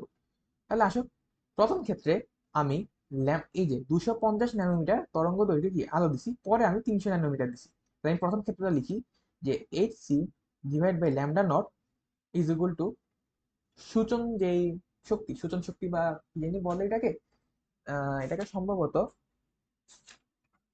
দাঁড়ো, মানে ধাতুর ক্ষেত্রে এটাকে মানে ধাতু থেকে বের করতে, সরি কার্যাপেক্ষক বলে, এটাকে কার্যাপেক্ষক বলে, মনে পড়ছে, এটাকে বলে কার্যাপেক্ষক। তো এটা কার্যাপেক্ষক, আর হয়েছে আমার ইলেকট্রনের যেই চার্জ, আর হচ্ছে আমার স্টপিং ভোল্টেজ প্রথমটা। এবার এটা হলো কি আমার 1 নম্বর সমীকরণ, মানে প্রথম ক্ষেত্রে। দ্বিতীয় ক্ষেত্রে আমরা আর একটা তরঙ্গ দৈর্ঘ্যের আলো দিছি, ওখানে কার্যাপেক্ষকটা সেম থাকবে, আর আমার ই ইন্টু ভি টু অর্থাৎ দ্বিতীয় স্টপিং ভোল্টেজ কি পাওয়া যাবে। এখন দেখো, আমি এটা দুই ভাবে করতে পারি। আমি একভাবে করতে পারি যে এটা হইলো যে আমি এখান থেকে আমার কার্যাপেক্ষক বের করব, প্রথম ইকুয়েশন থেকে আমি কার্যাপেক্ষক বের করব, সেটাকে এখানে বসাবো, এরপর আমি ভি টু বের করবো, কিন্তু এটা কি লং প্রসেস, এটা আমি প্রেফার করি না। আমি কি করব, আমি 2 নাম্বার থেকে 1 নাম্বারকে বিয়োগ করব, তাহলে কি আমার ডাব্লিউ নট কি চলে যাবে, আর এই দুটা থাকবে। এবার এগুলাকে আমরা হিসাব করব, ঠিক আছে। তাহলে আমি যদি 1 নাম্বার থেকে 2 নাম্বার বিয়োগ করি, 1 - 2, এটা যদি করি, তাহলে তাহলে দেখা যাচ্ছে যে তোমার এখানে হবে এইচ সি তো কমন, এইচ সি বাইরে চলে আসবে, এখানে 1/λ1 - 1/λ2 ইজ ইকুয়াল টু ডাব্লিউ আর ডাব্লিউ নট কি কাটা চলে যাবে, অর্থাৎ কার্যের প্রভাবটা কাটা চলে যাবে। এখানে ই বাইরে থাকবে, আর এখানে হবে V1 মাইনাস V2। তাহলে আমি এইচ সি এর মান কি জানি, 6.62 যেটা আমি লিখতেছি আর কি কষ্ট করে। তাহলে এইচ সি তুমি কিন্তু পরীক্ষা হলে লিখবা, হ্যাঁ, H C divide by 1 minus lambda 1। Lambda 1 কত? 250 ন্যানোমিটার মাইনাস 1 বাই 300, কারণ দ্বিতীয়টা ছিল 300। এবার আমি এটা এখানে লিখছি না, যে আমি একসাথে ন্যানোমিটারটা লিখবো 1/10⁻⁻। নিচে কেন লিখছি? কারণ এটা 1/250 লিখছি, 1/λ লিখছি, সেই হিসেবে নিচে লিখছি এটা, বুঝছো? তাহলে ইলেকট্রনের চার্জ কত? 1.6 into 10⁻⁻⁹ into V1 minus V2। V1 কত? 4। আর V2 কত আমাকে বের করতে হবে। তাহলে এবারে ক্যালকুলেটর নাও আর বসাও, আর V2 এর মান আসবে আমার 3.171 ভোল্ট। হ্যাঁ, একবারে ইজি ইজি ম্যাথ আসতেছে তোমার বুয়েটে, এর থেকে কঠিন ম্যাথ আমি একটাও দেখিনি। কঠিন ম্যাথ এগুলো কঠিন, এগুলো কঠিন হবে, সহজ সহজ ম্যাথ। এবার 7 নম্বর ম্যাথে আমাকে বলছে যে 0.4 ন্যানোমিটার তরঙ্গ দৈর্ঘ্যের একটা ফোটন স্থির অবস্থায় থাকা একটা ইলেকট্রনের সাথে সংঘর্ষের পর তার ফোটনটি ফোটনটি পূর্বের গতিপথের সাথে 150 ডিগ্রি কোণে বিক্ষিপ্ত হয়। ঠিক আছে, ফোটনটা পূর্বের গতিপথের সাথে 150 ডিগ্রি কোণে বিক্ষিপ্ত হয়। বিক্ষিপ্ত ফোটনের বেগ বিক্ষিপ্ত ফোটনের বেগ আর তরঙ্গ দৈর্ঘ্য কি জানতে চাইছি। আচ্ছা, বেগ আর তরঙ্গ দৈর্ঘ্য জানতে চাইছি। এখন কথা হলো, আমরা যে সূত্রটা জানতাম, সূত্রটা ছিল ল্যামডার জন্য। তাহলে আমরা আগে ল্যামডা বের করি, যে lambda prime minus lambda is equal to কি h divided by M naught c into 1 minus cos theta. এটা ছিল কি আমার সূত্রটা। এখন এখান থেকে আমি যদি আমরা ল্যামডা প্রাইম বের করি, তাহলে আমরা আদিতে কত ছিল, এই দেখো আদিতে ছিল 0.4। ঠিক আছে, 0.4 ন্যানোমিটার, তাহলে 0.4 into 10⁻⁻9 is equal to H divide by M naught C. H কত? 6.626 into 10⁻⁻34 divided by M naught. M কিসের? ইলেকট্রনের যে ভর, 9.11 ইন্টু 10⁻31 ইন্টু সি 3 ইন্টু 10⁻8। এবার 1 মাইনাস কস 150। ফোটন বলে দিছে যে ফোটনটা তার পূর্বের গতিপথের সাথে 150 ডিগ্রি কোণে বিক্ষিপ্ত হয়। তাহলে 150 ডিগ্রি, ঠিক আছে। তাহলে এখান থেকে আমি আমার ল্যামডা প্রাইমের মান বের করতে পারতেছি। ল্যামডা প্রাইম হচ্ছে আমার 4.0452 ইন্টু 10⁻⁻10 মিটার। কথা হচ্ছে ভাই এত বড় মান কেন লিখছেন? কারণ মাঝে মধ্যে দেখা যায় এই যে ফোটনটা খুবই, মানে এই যে ল্যামডাটা খুবই সামান্য পরিমাণে চেঞ্জ হয়। তো এই সামান্য পরিবর্তনটা তো দেখাইতে হবে, কারণ পরিবর্তন তো হয়েছে। তো এই সামান্য পরিবর্তনটা কি আমাকে দেখাইতে হবে। আচ্ছা, এবার এটা গেল আমার কি, তোমার ল্যামডার মান। এখন আমাকে বলছে না ব্যাগ কত। এখন একটা জিনিস মনে রাখবা, এই যে ভেলোসিটি, এটা 3 ইন্টু 10⁸ মিটার পার সেকেন্ড। এটা কি চেঞ্জ হবে না, চেঞ্জ হবে না, কারণ মাধ্যম চেঞ্জ হয়নি। মনে আছে যে মাধ্যমে আলোর বেগ সেম হয়, আর এখানে কিন্তু মাধ্যমে চেঞ্জ হয়নি, তাহলে আলোর বেগ যা আছে তাই হবে। তাহলে এখানে আমরা 3 ইন্টু 10⁸ মিটার পার সেকেন্ড এটা ধরে রাখছিলাম, সেটাই হবে। ঠিক আছে, ইজি ব্যাপার সেবার। তো এটা গেল আমার 7 নম্বর ম্যাথ। এরপর আসতেছে আমার 8 নম্বর ম্যাথ। এরপরের ম্যাথটা আমাদের কাছে একটু ইন্টারেস্টিং একটা ম্যাথ। এটা হচ্ছে 8 নম্বর ম্যাথে আমাকে বলা হয়েছে যে মনে করো একজন পিতা তার কন্যা থেকে 20 বছরের বড়। তিনি পৃথিবী থেকে অতি দ্রুত গতির একটা মহাকাশ যানে দূরবর্তী কোনো গ্রহে যেতে চাইলেন। উক্ত গ্রহে তার যেতে 2 বছর এবং আসতে 2 বছর সময় লাগে। এবং আমাকে বলা হয়েছে যে তার নিজের কাঠামোতে কি এই সময়টা মাপা।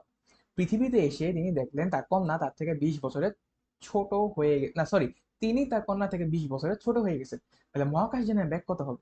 এখন তোমাকে আমি বলছিলাম যে টি নট এটা হইলো কি, যে নিজেরটা নিজে মাপে, নিজেরটা নিজে মাপে, এটা আমি লিখে দিছিলাম তোমাকে, ঠিক আছে। নট গুলো হচ্ছে টি নট, এল নট, এই নট, রো নট, এগুলো হচ্ছে কি নিজেরটা নিজে মাপে। আর অন্য কেউ মাপলে ওটা হচ্ছে কি শুধু টি হবে। তাহলে দেখো এখানে বলে দিছে যে সে নিজের কাঠামোতে মাপতেছে। হ্যাঁ, তাহলে আমি ধরে নিই যে আমার যে টি নট সেটা কত, 4। যাইতে 2 বছর, আসতে 2 বছর, টোটাল 4 বছর কি ও মহাকাশে ছিল। 4 বছর কি ও মহাকাশে ছিল। কিন্তু পৃথিবীতে এসে দেখতেছে সে আসলে 4 বছর না, সে আরো বেশি সময় ছিল। সে বেশি সময়টা আমাকে বের করতে হবে। আচ্ছা, আমি ধরলাম যে পৃথিবীবাসীর জন্য সে টি পরিমাণ সময় বাইরে ছিল। টি পরিমাণ সময় কি ও বাইরে ছিল। এবার আমি দেখি যে কন্যার বয়স কন্যার বয়স যদি এক্স হয়, তাহলে যাওয়ার আগে পিতার বয়স কত ছিল। আচ্ছা, আমি একটু ডিরেক্ট লিখি। কন্যার বয়স যদি এক্স হয়, তাহলে যাওয়ার আগে তার পিতার বয়স কত ছিল? x+20। এরপর ও যখন ফিরে আসছে তখন পৃথিবীবাসীর জন্য পৃথিবীবাসীর জন্য তার সময়টা কত ছিল? টি সময়। হ্যাঁ, একটু ঠান্ডা মাথায় ভাবো। ও ওর হিসাবে 4 বছর পর ফিরে আসছে, তাহলে ওর প্রকৃত বয়সটা কত হবে? x+20+4, অর্থাৎ x+24 বছর। আর ওর কন্যার জন্য বয়সটা কত হবে? ও কন্যার বয়স ছিল এক্স, ওর কন্যার বয়স ছিল কি? এক্স। আর এটা তো পিতারটা গেল, আর কন্যার বয়স ছিল এক্স, তাহলে টি বছর পর ওর বয়স হবে কত? x+t। এবার ও এসে দেখতেছে ওর কন্যা ওর থেকে বড় হয়ে গেছে, তাহলে x+t মাইনাস x+24 = 20, কারণ বলে গেছে যে 20 বছরের ছোট হয়ে গেছে। তাহলে এখান থেকে আমি যে টি এর মানটা, সেই টি এর মানটা পাই গেছি কত? 44 ইয়ার, মানে 44 বছর। ঠিক আছে, তাহলে 44 বছর আসলে মহাকাশে ছিল, কিন্তু তার কাছে লাগছে সে আসলে 4 বছর ছিল। তাহলে এটা আমি এবার লিখে ফেলি যে t=t0/√1 - v² / c²। তাহলে টি হচ্ছে আমার 44, টি নট টি নট হচ্ছে আমার 4, 1 - v² / c²। এখান থেকে আমি যদি ভি বের করি, সেটা হচ্ছে আমার 0.9958 এই ক্যালকুলেটর দিয়ে বের করে এইভাবে চলে আসে। এখন এটা তো অনেক অনেক কিছু ঝামেলা লাগবে, তা আমি আরেকটু ইজি করে বলি। দেখো, একটা সহজ হিসাব দেখো, তুমি যদি মহাকাশে যাও, আমি একটু কথা বলি 2 মিনিট। তো আইনস্টাইন একটা কথা বলছিল যে তুমি যদি পৃথিবীর চারপাশে আলোর বেগের অর্ধেক যে বেগ ভেলোসিটি, হ্যাঁ, আলোর বেগের অর্ধেক ভেলোসিটিতে তুমি যদি 6 ঘন্টা ঘুরো, ঠিক আছে, 6 ঘন্টা পৃথিবীর দিকে ঘুরো, তাহলে পৃথিবীতে সেটা আসলে 10 ঘন্টা সমান হবে। ঠিক আছে, এরকম একটা কথা বলছিল। তো তুমি একটা জিনিস মনে রাখবা যে তুমি যদি আলোর কাছাকাছি বেগে বা অনেক বেশি বেগে মহাকাশে থাকো, তাহলে তোমার তোমার যেই তোমার যেই কাঠামো, ওই কাঠামোতে সময়টা অনেক কম যাবে। আর পৃথিবীর যে মানুষগুলো আছে, ওরা ওই সময়টাকে আরো বেশি অনুভব করবে। ঠিক আছে, ওরা ওই সময়টাকে আরো কি বেশি অনুভব করবে। আমি যদি মহাকাশে যাই, তাহলে আমি দেখবো যে আমি মহাকাশে আছি অনেক কম সময়, ধরো 2 বছর। কিন্তু তোমরা পৃথিবীতে থেকে দেখবা যে আমি যদি মহাকাশে যাই, তো বলবা যে সালমান ভাইয়া মহাকাশ থেকে আরো অনেক বছর পর আসে, 2 বছর পর না। হ্যাঁ, তখন 10 বছর বলবা বা 12 বছর বলবা, বা সময়টা কি আমার থেকে বেশি হবে। ঠিক আছে, বুঝা গেল? তাহলে তুমি বড় ছোট কম্পারিজন থেকেও কি বুঝতে পারতেছো যে আসলে কোনটা টি হবে, কোনটা টি নট হবে। এটাও কি একটা ট্রিক্স। হ্যাঁ, কতগুলো ট্রিক্স শিখাচ্ছি। হ্যাঁ, বুঝে বুঝে করবা, না হলে ট্রিক্স দিয়ে করবা, একভাবে করে আসলে কি তোমার হইতেছে। ঠিক আছে, তো আশা করি এই ম্যাথটা বুঝছো। এরপর আমরা আরেকটা ম্যাথ দেখি। তো এরপর 9 নম্বর ম্যাথে আমাকে বলছে যে পারদের বাষ্প চাপ 140 ন্যানোমিটার তরঙ্গ দৈর্ঘ্যের, পারদের যে বাষ্প সেটা 140 ন্যানোমিটার তরঙ্গ দৈর্ঘ্যের একটা ফোটন শুষে পরবর্তীতে 2টা ফোটন নিঃসরণ করে, এবং একটা ফোটনের তরঙ্গ দৈর্ঘ্য 180 ন্যানোমিটার হয়, আর একটা ফোটনের তরঙ্গ দৈর্ঘ্য কত? হ্যাঁ, এটা কি তোমার মনে হয় আধুনিক পদার্থবিজ্ঞানের ম্যাথ? মোটেও না, এটা ক্লাস 9-10-এর ম্যাথ। ঠিক আছে, তো তুমি জানো যে শক্তি সংরক্ষণশীল। ঠিক আছে, তুমি যতটুকু পরিমাণ শক্তি নিবা, তুমি ততটুকু পরিমাণ কি শক্তি ফিরে দিবা। এখন আমাকে বলছে আমি নিছি যে 140 ন্যানোমিটারের একটা তরঙ্গ দৈর্ঘ্য ফোটন শুষে নিছি, ওর শক্তিটা নিছি। তাহলে আমি যখন 2টা ফোটন নিঃসৃত করছি, ওই 2টা ফোটনের যে টোটাল শক্তি, সেটা আমার গৃহীত ফোটনের শক্তির সমান হবে। তাহলে আমি লিখতে পারি যে আমার যে গৃহীত শক্তি ই, সেটা আমার 2টা ফোটনের শক্তির সমান হবে, কারণ শক্তির কোনো ক্ষয় নেই এই ক্ষেত্রে। তাহলে গৃহীত ফোটনের শক্তি কত? hc/ল্যামডা। এই ল্যামডাটা কত? এই ল্যামডাটা হচ্ছে আমার 140 ন্যানোমিটার। ঠিক আছে, আমি ন্যানোমিটার যেহেতু রাখতেছি, আমি সব ক্ষেত্রে কি 140 লিখতেছি, কারণ আমি গুণ ভাগ করলে কি উভয় পক্ষ থেকে কাটা চলে যাবে, ইজি হিসাব। এরপর আমার ই ওয়ানকে লিখতে পারি আমি 8c/ল্যামডা 1, অর্থাৎ এটা লিখতে পারি 180.5 প্লাস 8c/ল্যামডা 2, অর্থাৎ যেটা আমরা আরেকটা ফোটন আছে ওর যেই তরঙ্গ দৈর্ঘ্য সেটা। তাহলে এখান থেকে আমি পাচ্ছি যে আমার যে ল্যামডা 2 সেটা হচ্ছে কত? 623.95 ন্যানোমিটার। হ্যাঁ, এটা কোন চ্যাপ্টারের ম্যাথ এটা আমি নিজেও জানি না, এখানে দিয়ে রাখছে। ইজি ম্যাথ এটা, না কোনো এত ডিপ কনসেপ্ট লাগে না কিছু লাগে, জাস্ট একটু কমন সেন্স খাটাবা হয়ে যাবে। ঠিক আছে, তো এটা গেল আমার 9 নম্বর ম্যাথ। দেখো, 10 নম্বর ম্যাথ, এটা একটু ইন্টারেস্টিং একটা ম্যাথ, দেখবি ইম্পর্টেন্ট, এটা পরীক্ষা আবার আসতে পারে। তো এই ম্যাথে আমাকে বলছে যে নির্দিষ্ট তরঙ্গ অর্থাৎ নির্ধারিত তরঙ্গের একটা বিকিরণ কোনো ধাতব পৃষ্ঠের উপর আপতিত হলে নিবৃত্তি বিভবের মান হয় 4.8 ভোল্ট। ঠিক আছে। এরপর উক্ত ধাতব পৃষ্ঠে দ্বিগুণ তরঙ্গ দৈর্ঘ্যের একটা বিকিরণ যদি আপতিত হয়, তখন আমার যে নিবৃত্তি বিভব সেটা হয় 1.6 ভোল্ট। তাহলে আমাকে বলা হয়েছে যে ধাতুর যে সূচন তরঙ্গ দৈর্ঘ্য সেটা প্রথমে যে আপাতিত তরঙ্গ দৈর্ঘ্য ছিল সেটা সাপেক্ষে কত হবে সেটা আমাকে বের করতে দিচ্ছে। হ্যাঁ, একটু কথা পেঁচালে লাগতে পারে, আমি ইজি করে বলি। যে আমি ধরলাম যে আমি একটা ল্যামডা ল্যামডা তরঙ্গের একটা আলো ফেললাম, এটাই ফেলাইলাম। ঠিক আছে। তাহলে আমি লিখতে পারি না যে H C divide by lambda is equal to হচ্ছে আমার H C divide by lambda naught plus stopping voltage into ইলেকট্রনের যে চার্জ সেটা। আমি এখান থেকে লিখতে পারি, এটা হচ্ছে আমার প্রথম ক্ষেত্র। ঠিক আছে, প্রথম ক্ষেত্র।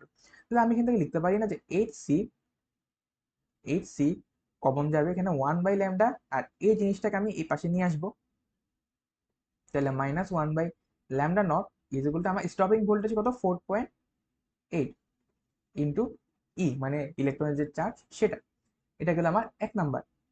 2 নাম্বারে লিখতে পারি আমি এইচ সি ডিভাইডেড বাই, আমাকে বলছে যে উক্ত ধাতব পৃষ্ঠে দ্বিগুণ তরঙ্গ দৈর্ঘ্যে আরেকটা বিকিরণ করছে।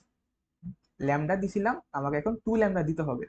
তাহলে H C divided by lambda naught, সূচক যে তরঙ্গ দৈর্ঘ্য সেটা কিন্তু একই আছে কারণ একই ধাতব পৃষ্ঠ, প্লাস ভিএস ইন্টু ই। এবার এখানে আমার ভিএসটা চেঞ্জ হচ্ছে। এটা যদি আমার স্টপিং ভোল্টেজ 1 হয়, এটা আমার স্টপিং ভোল্টেজ 2 হবে। তাহলে এখান থেকে আমি আবার এইচ সি কমন নিই, এই জিনিসটাকে পাশে নিয়ে আসি। তাহলে সেটা হচ্ছে আমার 1/2λ minus 1/λ0 is equal to V2 into e. তো V2 তখন কি হয় 1.6 ভোল্ট হয় ইন্টু ইলেকট্রনের যে চার্জ সেটা। এবার আমরা 1 আর 2কে যদি ভাগ করি, 1 দিয়ে যদি 2কে ভাগ করি 1/2, তাহলে দেখো এইচ সি এইচ সি কাটা চলে যায়। তাহলে উপরে থাকে আমার 1/λ মাইনাস 1/λ0, নিচে থাকে আমার 1/λ minus 1/2λ minus 1/λ0 is equal to, দেখো 4.8, আচ্ছা এখানে লিখি যে 4.8 into e divided by 1.6 into e. E আর ই কাটা চলে যায়, আর এটাকে ভাগ করলে কত থাকে 1.6 কে 3 দ্বারা গুণ করলে 4.8, তাহলে এখানে থাকে কত 3। তাহলে আমি এখান থেকে লিখতে পারি, এই জিনিসটাকে যদি আমি আর আর গুণ করি তাহলে লিখতে পারি যে আমার 1/λ minus 1/λ0 is equal to 3 into 1/2λ minus 1/λ0। এবার ল্যামডা গুলাকে এক পাশে আর ল্যামডা নট গুলাকে আরেক পাশে নিলে আমি পাইতেছি 2 divide by lambda naught is equal to 1/2 into 1/λ। তাহলে এখান থেকে আমি পাচ্ছি যে আমার যে ল্যামডা নট এটা হচ্ছে আমার কি 4λ। ঠিক আছে, lambda naught is equal to কি 4λ। এটা কি আমার আনসার। ইকুয়েশন দুইটা, এই যে ইকুয়েশন দুইটা, এই দুটো ইকুয়েশন বানানোই আমার মেন কাজ। এরপর আমরা ভাগ করে জাস্ট 9-10 যে যোগ বিয়োগ করছিলাম ছোটখাটো, ওই যোগ বিয়োগের মতো করে সলভ করছি, আনসার চলে আসছে। ঠিক আছে, বুঝা গেল। এরপরে মেয়েটা আমাকে বলছে যে কোনো এক ধরনের জীবাণু প্রতি 20 দিনে তার সংখ্যা বৃদ্ধি করে দ্বিগুণ হয়, প্রতি 20 দিনে তার সংখ্যা দ্বিগুণ করে দ্বিগুণ হয়। এখন এই ধরনের দুইটা জীবাণুকে আমরা একটা নবযান করে আকাশে পাঠাইছি, মহাকাশে পাঠাইছি আর কি। তো 1000 দিন পর পৃথিবীতে ফিরিয়ে আনা হলো। যদি নবযানটির গতি আলোর গতির এত গুণ হয়, তাহলে নবযানটি পৃথিবীতে ফিরে আসতে কয়টা জীবাণু পাওয়া যাবে। এখন এখানে যে বলা হয়েছে যে 1000 দিন পরে পৃথিবীতে ফিরিয়ে আনা হলো, এটা কিসের সাপেক্ষে মাপছে, পৃথিবী যে বাসি সাপেক্ষে মাপছে। ঠিক আছে, কেমনে বুঝছি, কারণ আমরা হিসাব করতেছি ভাই, আমরা মহাকাশে পাঠাইছি, আমরাই ফেরত আনবো। হ্যাঁ, আমরাই সবকিছু। তো আমরা 1000 দিন পরেই ফেরত আনছি না। ঠিক আছে, তাহলে এই 1000 দিনটা কি পৃথিবীবাসীর সাপেক্ষে। তাহলে t is equal to t naught divided by √ওভার 1 - v² ডিভাইড বাই c²। তাহলে টি কত, টি হচ্ছে আমার 1000, আর টি নট হচ্ছে আমাকে বের করতে হবে যে মহাকাশে কতটুকু ছিল। ঠিক আছে, তো সেটা হলো আমার 1 - 0.995 স্কোয়ার। হ্যাঁ, সিটা তো কাটা চলে যাবে। তো এখান থেকে আমি পাচ্ছি যে আমার টি নট এটা হচ্ছে আমার কত, প্রায় 99.875। এটাকে আমি প্রায় 100 ধরলাম, প্রায় 100 ধরলাম। এখন আমাকে বলছে যে কয়টা জীবাণু পাওয়া যাবে। আচ্ছা, তা আমাকে বলো যে প্রথমে এটা দ্বিগুণ হবে, ঠিক আছে, যদি একটা জীবাণু থাকতো, যদি একটা জীবাণু থাকতো, উম দাঁড়াও, কয়টা দিনই পাঠাইছিল? এই ধরনের দুইটা জীবাণুকে, এই যে দুইটা জীবাণু, তাহলে আমাকে বলো প্রথমে ছিল কি দুইটা, পরের দিন ওরা পরের দিন কি দ্বিগুণ হয়েছে। তো আমাকে বলা হয়েছে কই জানি গেল, 20 দিনে দ্বিগুণ হয়েছে। তাহলে প্রথম 20 দিন পর এটা 4 হয়েছে, পরের 20 দিন পর এটা 8 হয়েছে, পরের 20 দিন পর এটা কি 16 হয়েছে। এভাবে করে বাড়তেছে না? ঠিক আছে, এভাবে করে তো বাড়তেছে। তাহলে এখান থেকে আমরা একটা প্যাটার্ন দেখতে পাচ্ছি না? প্যাটার্নটা কি হবে? প্যাটার্ন হবে আমার 2 × 2⁴n। অর্থাৎ দেখো, তুমি যখন প্রথমবার, হ্যাঁ যখন প্রথমবার বিভাজন হয়েছে তখন কি হয়েছে, এখানে যদি একটা জীবাণু থাকতো তাহলে 2 টু দি পাওয়ার n হতো, এখানে দুইটা জীবাণু তাহলে 2 × 2⁴n। কেন? কারণ যখন আমার n এর মান 1, তখন আমার যে বিভাজন সেটা হচ্ছে কত, 2 × 2 মানে 4টা, মানে প্রথম বিভাজনে 4টা, দ্বিতীয় বিভাজনে আমার n এর মান কত, 2, তখন আমার বিভাজন কত, 2 × 4 মানে 8। এই দেখো 8 এইভাবে আসতেছে না? তাহলে আমি এখান থেকে লিখতে পারি যে আমার জীবাণুর সংখ্যা, ঠিক আছে, জীবাণু কয়টা হবে, সেটা হচ্ছে 2 × 2 টু দি পাওয়ার, কয় ধাপে আমার বিভাজন হচ্ছে, আমার 100 দিন, তাহলে আমার টোটাল বিভাজন কয়টা হবে, প্রতি 20 দিনে হয়, তাহলে 100 দিন, তাহলে 100 ভাগ 20, তাহলে 5 বার। ঠিক আছে, তাহলে 5 বার বিভাজন হবে, তাহলে সেটা আসতেছে আমার 2 × 32, তাহলে আমার আসতেছে 64। বুঝছো? তাহলে 64টা জীবাণু কি আমরা পাবো। বুঝা গেল? এগুলো তো গেল আমাদের কোশ্চেন ব্যাংকের যে টাইপের ম্যাথ গুলো আসে সেগুলা। এখন আমরা কয়েকটা ম্যাথ দেখবো যেগুলো আমাদের কোশ্চেন ব্যাংকে নাই, তো আসতে পারে, আমরা একটু কনসেপ্টের জন্য শিখে রাখলাম আর কি। তো ধরো আমাকে বলা হইলো, এটা হলো আমার পৃথিবী, তো আমি এখানে কোশ্চেনটা একে বুঝাচ্ছি। এটা হলো কি আমার পৃথিবী। আমি পৃথিবী থেকে একটা সুন্দর করে পৃথিবী আঁকা ট্রাই করতেছিলাম। এটা হলো আর কি আমার পৃথিবী। আমি পৃথিবী থেকে একটা রকেট ছাড়ছি। এই রকেটটা, আমাকে বলা হয়েছে যে পৃথিবীর সাপেক্ষে এই রকেটটা কত, 0.85 সি বেগে যাচ্ছে। এরপর এই বড় রকেটটা থেকে, এটাকে মহাকাশযান ধরে, এটাকে মহাকাশযান, এই বড় রকেটটা থেকে আমি একটা ছোট রকেট, ঠিক আছে, আমি একটা ছোট রকেট ছাড়ছি পৃথিবীর দিকে, সেটা 0.72 সি বেগে যাচ্ছে।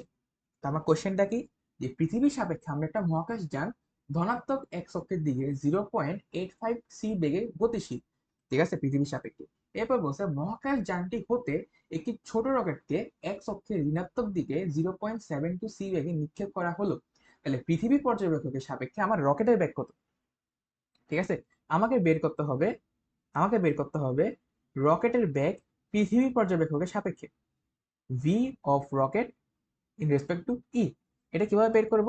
দেখো, আমরা যে সূত্রটা লিখছিলাম সেটা কি লিখছিলাম, যে আমাকে ভি আর ই বের করতে হবে, অর্থাৎ পৃথিবী বা সাপেক্ষে আমার আর এর মান বের করতে হবে। সেটার জন্য আমরা কি লিখবো, আমরা ভি ইটা এই পাশে লিখবো আর ভি আরটা কি ওই পাশে লিখবো।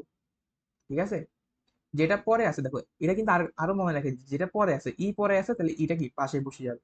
তো নিচে ভাগ করবো 1 প্লাস ভি আর ই ইন্টু ভিই, অর্থাৎ উপরে যে দুইটা আছে ওটা যে গুণ করব ডিভাইড বাই সি স্কোয়ার। এখন আসো, এটা আমরা কিভাবে করব।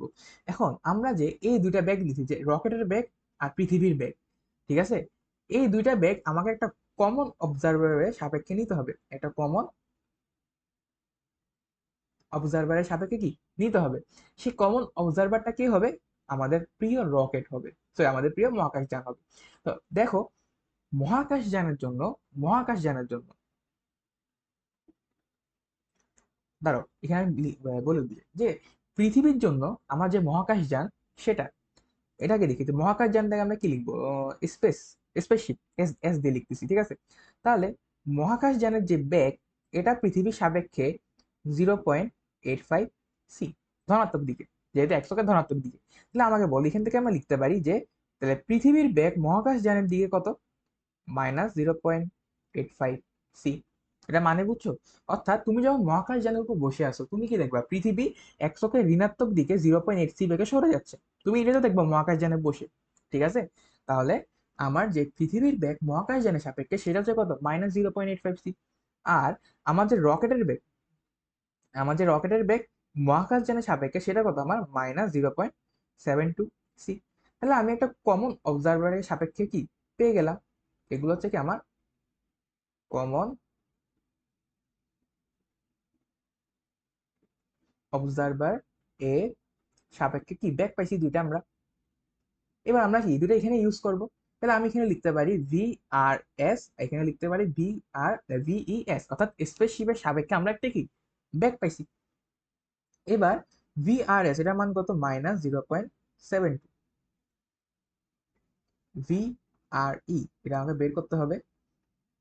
এরপর ভিইএস এটা বের কত, -0.85। আর এখানে হচ্ছে 1 প্লাস ভি আর ই into -0.85 divide by C square. এখান থেকে আমি যে আমার ভি আর ই এটার যে ব্যাগটা সেটা পাচ্ছি আমি 0.3335 সি। ঠিক আছে, 0.335 সি। বুঝা গেল? তো রকেটের ব্যাগ পৃথিবীবাসীর সাপেক্ষে 0.335 অর্থাৎ পৃথিবীবাসী মনে করবে রকেটটা এদিকে যাচ্ছে। ঠিক আছে, বুঝছো, বুঝা গেল? খুব ইজি ম্যাথ। তো এরপর আমরা আরেকটা ম্যাথ যদি দেখি, এরপর আমরা আরেকটি ইন্টারেস্টিং ম্যাথ দেখি। এই ম্যাথটা একটু কঠিন, এবং এই ম্যাথটা যদি বুঝো তুমি আপেক্ষিক ব্যাগে সবগুলো ম্যাথে বুঝবা। ঠিক আছে, তো এই ম্যাথে আমাদেরকে বলছে যে সি এর সাপেক্ষে এ 0.4 সি বেগে বামে যাচ্ছে, এ এর সাপেক্ষে ডি 0.6 সি বেগে বামে যাচ্ছে, বি এর সাপেক্ষে সি 0.8 সি বেগে ডানে যাচ্ছে। তাহলে বি এর সাপেক্ষে ডি এর বেগ কত?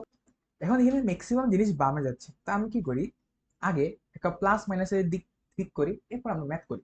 তাহলে আমরা ভাবি যে আমাদের বামে গেলে এটাকে আমরা পজিটিভ ধরবো, আমাদের ডানে গেলে সেটাকে আমরা নেগেটিভ ধরবো। দিক চিন্তা করতেছি জাস্ট। এখন আমাকে কি কি দিছে সেটাকে দেখি। আমাকে বলছে যে সি এর সাপেক্ষে এ 0.4 সি বেগে বামে যাচ্ছে, তাহলে ভেলোসিটি অফ এ সি এর সাপেক্ষে সেটা হচ্ছে বামে যাচ্ছে, তাহলে 0.4 সি পজিটিভ। এরপর আমাকে বলছে যে এ এর সাপেক্ষে ডি 0.6 সি বেগে বামে যাচ্ছে, তাহলে এটাও বামে যাচ্ছে, তাহলে পজিটিভ। তাহলে এ এর সাপেক্ষে ডি, তাহলে ভিডিএ এটা হচ্ছে কত, 0.6 সি। ঠিক আছে, এরপর আমাকে বলছে যে বি এর সাপেক্ষে সি 0.8 সি বেগে ডানে যাচ্ছে, তাহলে আমাকে বলছে যে সি এর বেগ বি এর সাপেক্ষে সেটা হচ্ছে -0.8, কারণ এটা কি ডানে যাচ্ছে। এখন আমাকে বের করতে হবে ভেলোসিটি অফ আমাকে বের করতে হবে ভেলোসিটি অফ বি এর সাপেক্ষে আমার ডি এর বেগ বের করতে হবে, অর্থাৎ velocity of D in respect to B, with respect to B, এটা আমাকে বের করতে হবে, ভি ডিবি বের করতে হবে। তাহলে দেখো আমাকে যদি ভি ডিবি বের করতে হয়, ভি ডিবি এটা যদি আমাকে বের করতে হয়, তাহলে আমাকে কি করতে হবে, আমরা পাশে লিখবো আমার ভিবি, এই পাশে লিখবো আমরা ভিডি, আর ভাগ করব 1 প্লাস এই দুটা গুণফল VDB into VB divide by C square. আচ্ছা, তাহলে এখানে যে আমরা ভিডি আর ভিবি লিখছি এটা মানে কি, এটা মানে হচ্ছে একটা কমন অবজারভার। একটা যে কোনো কমন অবজারভারের সাপেক্ষে আমরা এই দুটা ব্যাগ বের করব। এখন আমাকে কমন অবজারভারের সাপেক্ষে ব্যাগ লাগতেছে, তাই না? আমাকে একটা কমন অবজারভার কি বের করতে হবে। আচ্ছা, আর আমার ভিডি এর ব্যাগ লাগতেছে। আচ্ছা, আমরা দেখি এখানে ভিডি এর ব্যাগ কার সাপেক্ষে দেওয়া আছে। আমরা দেখতেছি যে এখানে ভিডি এর ব্যাগটা এ সাপেক্ষে দেওয়া আছে। ঠিক আছে, ভিডি এর ব্যাগটা এ সাপেক্ষে দেওয়া আছে। তাহলে আমরা এখানে ইউজ করি যে এ ভিডিএ, তাহলে আমাকে এখানেও এ এর সাপেক্ষে বি এর ব্যাগটা লাগতেছে। তাহলে দেখো আমি কি এ এর সাপেক্ষে বি এর ব্যাগ বের করতে পারি? পারি, অবশ্যই পারি। আমি যদি এ এর সাপেক্ষে বি এর ব্যাগ বের করতে চাই, তাহলে আমাকে এখানে ভি এ লিখতে হবে এবং আমাকে এখানে ভি বি লিখতে হবে, divide by 1 plus V B A into V A divide by C square. তাহলে এখানেও যে আমি ভি বি আর ভি এ লিখছি, সেটা কি করতে হবে, যে কোনো একটা কমন অবজারভারের সাপেক্ষে করতে হবে। এন্ড তুমি যদি একটু খেয়াল করে দেখো কমন অবজারভারের সাপেক্ষে ব্যাগটা কিন্তু আমাকে বলে দেওয়া আছে কিভাবে। এই যে দেখো সি, সি এর সাপেক্ষে এ এর ব্যাগ বলে দেওয়া আছে 0.4, এবং আমি যদি এটাকে একটু ঘুরে লিখি যে ভি সি বি এত হলে ভি বিসি কত হবে, 0.8 সি হবে। সি এর সাপেক্ষে ভি এর ভেলোসিটি, তাহলে উভয় ক্ষেত্রে আমি এখানে সি এর সাপেক্ষে যে ব্যাগগুলা সেগুলা পাইছি। তাহলে আমি এখন যদি আমি মান বসাই, তাহলে ভি বিসি এটা মান কত, 0.8 is equal to V B A plus VAC এর মান কত 0.4, আর নিচে হচ্ছে 1 plus VBA into VAC, VAC এর মান কত 0.4 ডিভাইড বাই সি স্কোয়ার। তাহলে এখান থেকে আমি যে মানটা পাচ্ছি সেটা হচ্ছে কত, ভিবিএ, এটা হচ্ছে আমার 0.5882 সি। ঠিক আছে, তাহলে আমি এখানে এই মানটা আমি এখানে বসাবো। তাহলে ভিডিএ এটা কত 0.6, আর ভিডিবি এটা আমাকে বের করতে হবে, এটা হচ্ছে আমার, আর আমি বের করছি যে ভিবিএ এটা আমি বের করছি সেটা হচ্ছে 0.5882, আর এটা হচ্ছে 1 প্লাস ভিডিবি, আর এটা হচ্ছে ডিবি হবে DB into 0.5882 divide by C square. তো এখান থেকে আমরা পাচ্ছি যে V DB is equal to কি 0.01823 সি, অর্থাৎ এটা কি বাম দিকে যাবে। তো বুঝা গেল। আমরা এই ম্যাথটা একটু বড় করে, একটু বড় ম্যাথ এটা, তো এটাকে আমরা কিভাবে করলাম, যে প্রথমে আমরা যা যা দেওয়া আছে তা লিখলাম। আমাকে বের করতে হইতো ভিডিবি, তাহলে ভিডিবি বের করার জন্য আমরা যে সূত্রটি শিখছিলাম কনসেপ্ট কনসেপ্ট পড়ার সময়, তো এখানে বি থাকলে পাশে বি, আর এখানে ডি থাকলে পাশে ডি এর ভেলোসিটি, এই দুটাকে কমন অবজারভারের সাপেক্ষে বের করতে হবে। তাহলে আমি দেখতেছি যে ডি এর যে ভেলোসিটি এটা এর সাপেক্ষে কি দেওয়া আছে, এটা আমি এখানে কি লিখে দিছি। তাহলে আমাকে এর সাপেক্ষে বি এর একটা বেগ লাগবে, তাহলে এটা আমি বের করছি যে এর সাপেক্ষে বি এর বেগ, সেটা কি এখানে আমার এ এর বেগ, এখানে হচ্ছে আমার বি এর বেগ।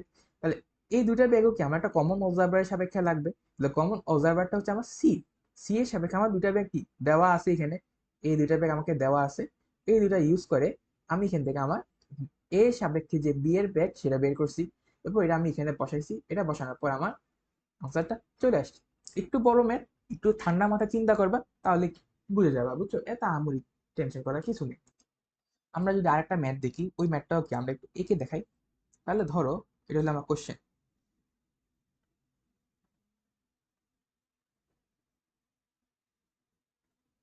ধরো আমার কাছে একটা লাঠি আছে, এই লাঠিটা কি একটু হেলানো ভাবে আছে। এবার এই লাঠিটা এক অক্ষের সাথে 60 ডিগ্রি কোণে আছে। এখন আমার এখান থেকে একটা রকেট আসতেছে,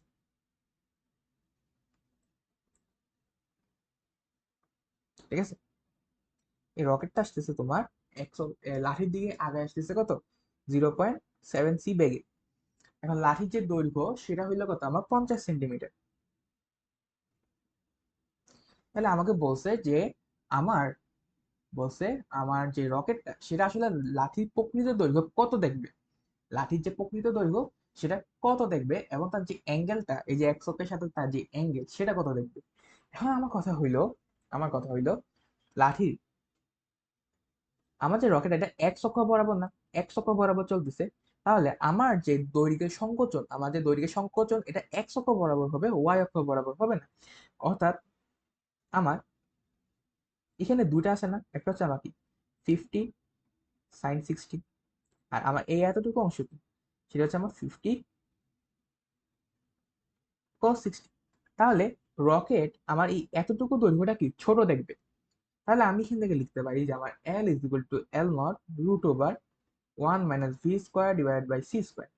তাহলে এল কি যেটাও দেখবে সেটা আমাকে বের করে দেখাতে হবে, আর এল নট হবে আমার এক্স অক্ষ বরাবর যে অংশটা ও ছোট দেখবে, ওয়াই অক্ষ বরাবর যে এটা আছে এটা এটা কিন্তু ছোট দেখবে না, কারণ ওয়াই অক্ষ বরাবর ওর ব্যাগ নেই। হ্যাঁ, তাহলে এখানে এল নটকে আমরা লিখতে পারি যে 50 cos 60 is equal into 1 - 0.7 square. এখান থেকে আমি যে এল এর মান সেটা পাচ্ছি কত 17.853 মিটার।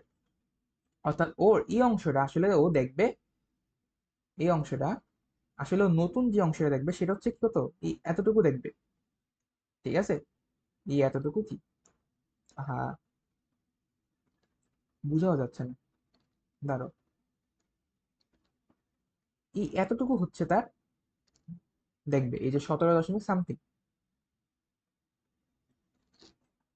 হ্যাঁ, এখন তার এক্স অক্ষ বরাবর তার যে দূরত্ব সেটা এক্স অক্ষ বরাবর তার যে দৈর্ঘ্য সেটাও দেখবে 17.853 মিটার।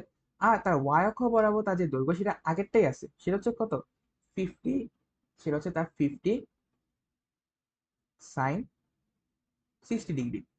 বুঝা গেল? মানে কি, এটা হচ্ছে আমার 50√3/2 মিটার, 50√3/2 সেন্টিমিটার, সরি। তাহলে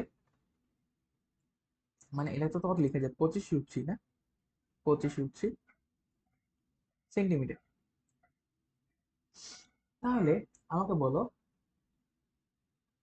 আম, আচ্ছা, এটা তো সেন্টিমিটারে ছিল না, তাহলে এটা কত? এটাকে 100 দিয়ে ভাগ করলে 0 পয়েন্ট সামথিং আসতেছে, তাই না? দাঁড়াও, এত কাহিনী করার দরকার নেই, এটা তো মিটারে আসছে। ও, আমি ভুল যেটা করছি সেটা হচ্ছে আমি এখানে মিটার লিখে দিছি, এটা আসলে মিটার না, এটা সেন্টিমিটার। ঠিক আছে, এটা সেন্টিমিটার, কারণ 50 সেন্টিমিটার, এটা যতটুকু ছোট দেখবে ওইটাই। তো এটা কত? হ্যাঁ, এটা সেন্টিমিটার। তাহলে ওয়াই অক্ষ বরাবর যে আমার ল্যান্ডটা সেটা তো সেমই থাকতেছে, সেটা কত? 25√3 সেন্টিমিটার। তাহলে আমাকে বলো, আমার অ্যাঙ্গেলটা, আমার এই অ্যাঙ্গেলটা লাগবে, যে নতুন অ্যাঙ্গেলটা কত? তাহলে ওয়াই অক্ষ বরাবর আমার দূরত্বটা সেম, এক্স অক্ষ বরাবর কি আমার দূরত্বটা কি চেঞ্জ হয়েছে, নতুন এক্স।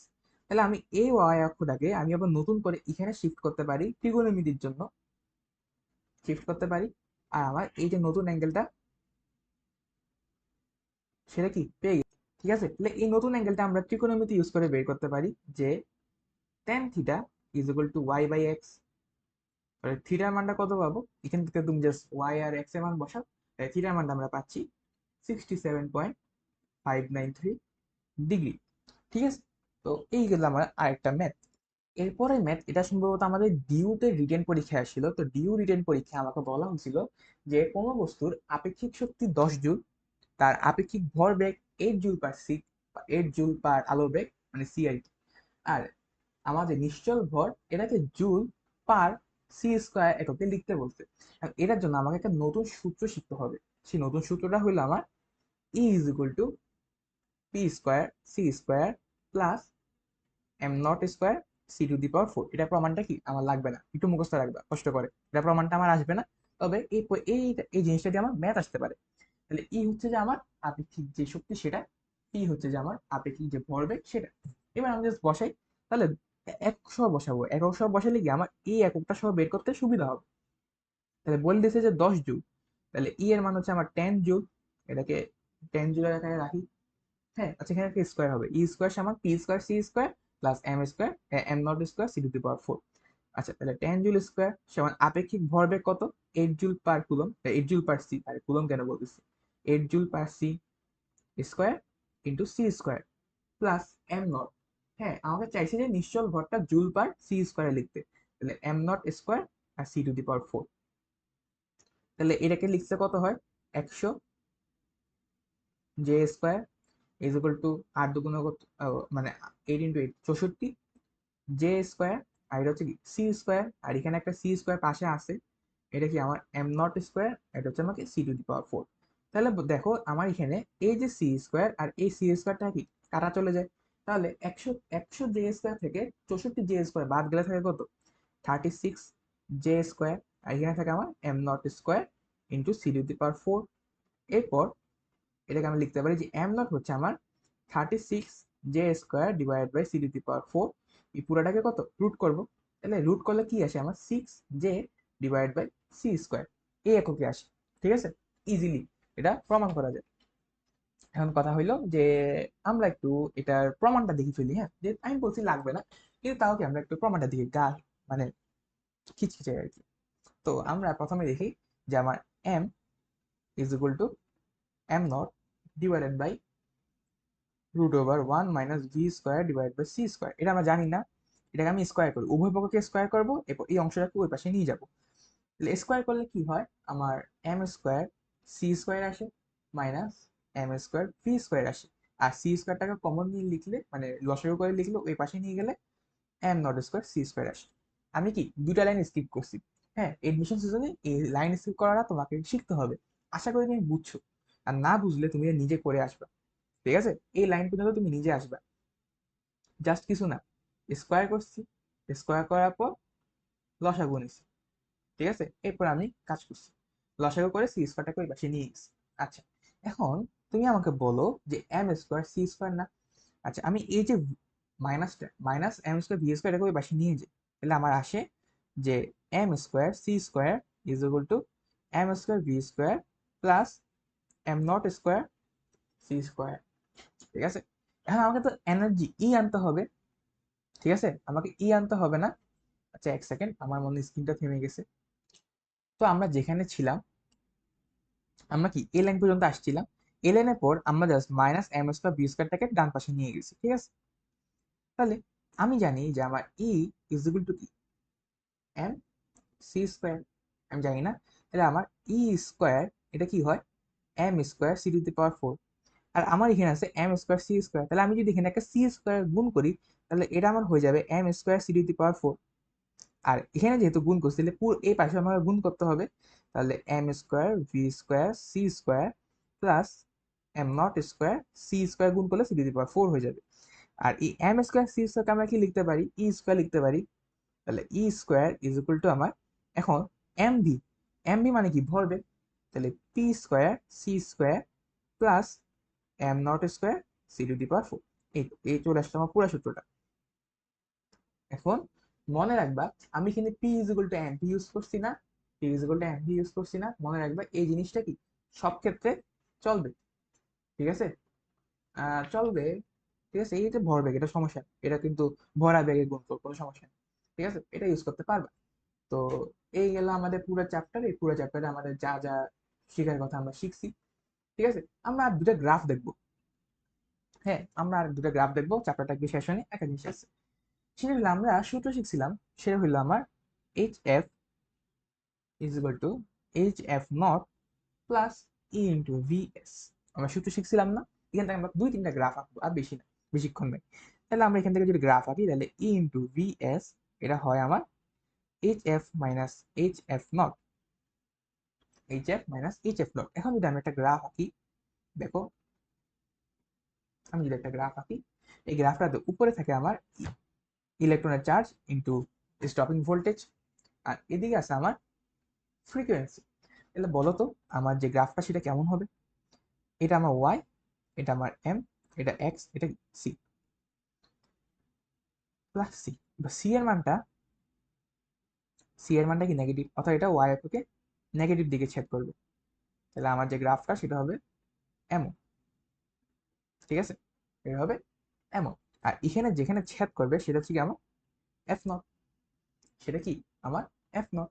আর আমার যে ঢাল, যে ঢাল, ঢালটা হচ্ছে কি আমার এইচ। বুঝা গেল, ঢালটা হচ্ছে কি আমার এইচ। আর আমার যে বিন্দুগুলা, এই বিন্দুগুলা হবে আমার এফ কমা ইন্টু ভিএস। ঠিক আছে, এতটুকু বুঝা গেল কিভাবে গ্রাফ আঁকছি। আচ্ছা আরেকটা হইলো, আরেকটা গ্রাফ যদি আমি এঁকে দেখাই, আর এদিকে আমার স্টপিং ভোল্টেজ, আর এদিকে হচ্ছে আমার ফ্রিকোয়েন্সি। তাহলে এই গ্রাফটাকে আমরা একটু, এই গ্রাফটাকে আমরা একটু নতুন ভাবে দেখবো। তাহলে এখানে স্টপিং ভোল্টেজ আছে না শুধু, তাহলে আমরা কিভাবে ই দ্বারা ভাগ করতে পারি, ই দ্বারা ভাগ করতে পারি। তাহলে ভিএস ইজ ইকুয়াল টু আমার h f divide by e minus h F naught divide by e. ঠিক আছে, তাহলে এই ক্ষেত্রে আমার যে গ্রাফটা সেটা কোনখান থেকে শুরু হবে, দাঁড়াও আমি একটু নতুন উপরে উঠে যাবে। এই ক্ষেত্রে আমার যে গ্রাফটা একটু ওয়াই অক্ষকে নেগেটিভ দিকে ছেদ করবে। ঠিক আছে, নেগেটিভ দিকে ছেদ করবে। এই বিন্দুটা কি আমার এফ নট হবে, আর এখানে বিন্দুগুলো কি হবে আমার এফ কমা ভিএস হবে। ঠিক আছে, এফ কমা শুধু ভিএস হবে। আর আমার যে ঢাল, এখানে যে আমার ঢাল, এই ঢালটা হবে কি আমার এই যে h by e, h by e, এটা হবে আমার ঢাল এটা। ঠিক আছে, আর ই এতটুকু যে ছেদাংশ সেটা হচ্ছে কি আমার h F naught divided by e. আর ই আগের গ্রাফে আমার ই এতটুকু যে ছেদাংশ সেটা হচ্ছে কি আমার এইচ এফ নট। ঠিক আছে, আর এই এইচ এফ নটটা কি আমার যে কার্যাপেক্ষক সেটা। আর এই জিনিসটা হচ্ছে আমার কার্যাপেক্ষক ডিভাইড বাই ইলেকট্রনের চার্জ। তো এই গেল আমার গ্রাফ, আমার ম্যাথ, আমার কোশ্চেন ব্যাংকের যত ম্যাথ, আমার সব থিওরি, আমার সব কনসেপ্ট, এই চ্যাপ্টারে যা যা লাগে সব বলা হয়েছে। তোমার কাজ হবে তুমি কোশ্চেন ব্যাংকটা আবার পড়বা, পুরো সবগুলা কোশ্চেন করবা, দেখবে ম্যাক্সিমাম সেম টাইপেরই আমরা টাইপগুলো কভার করছি।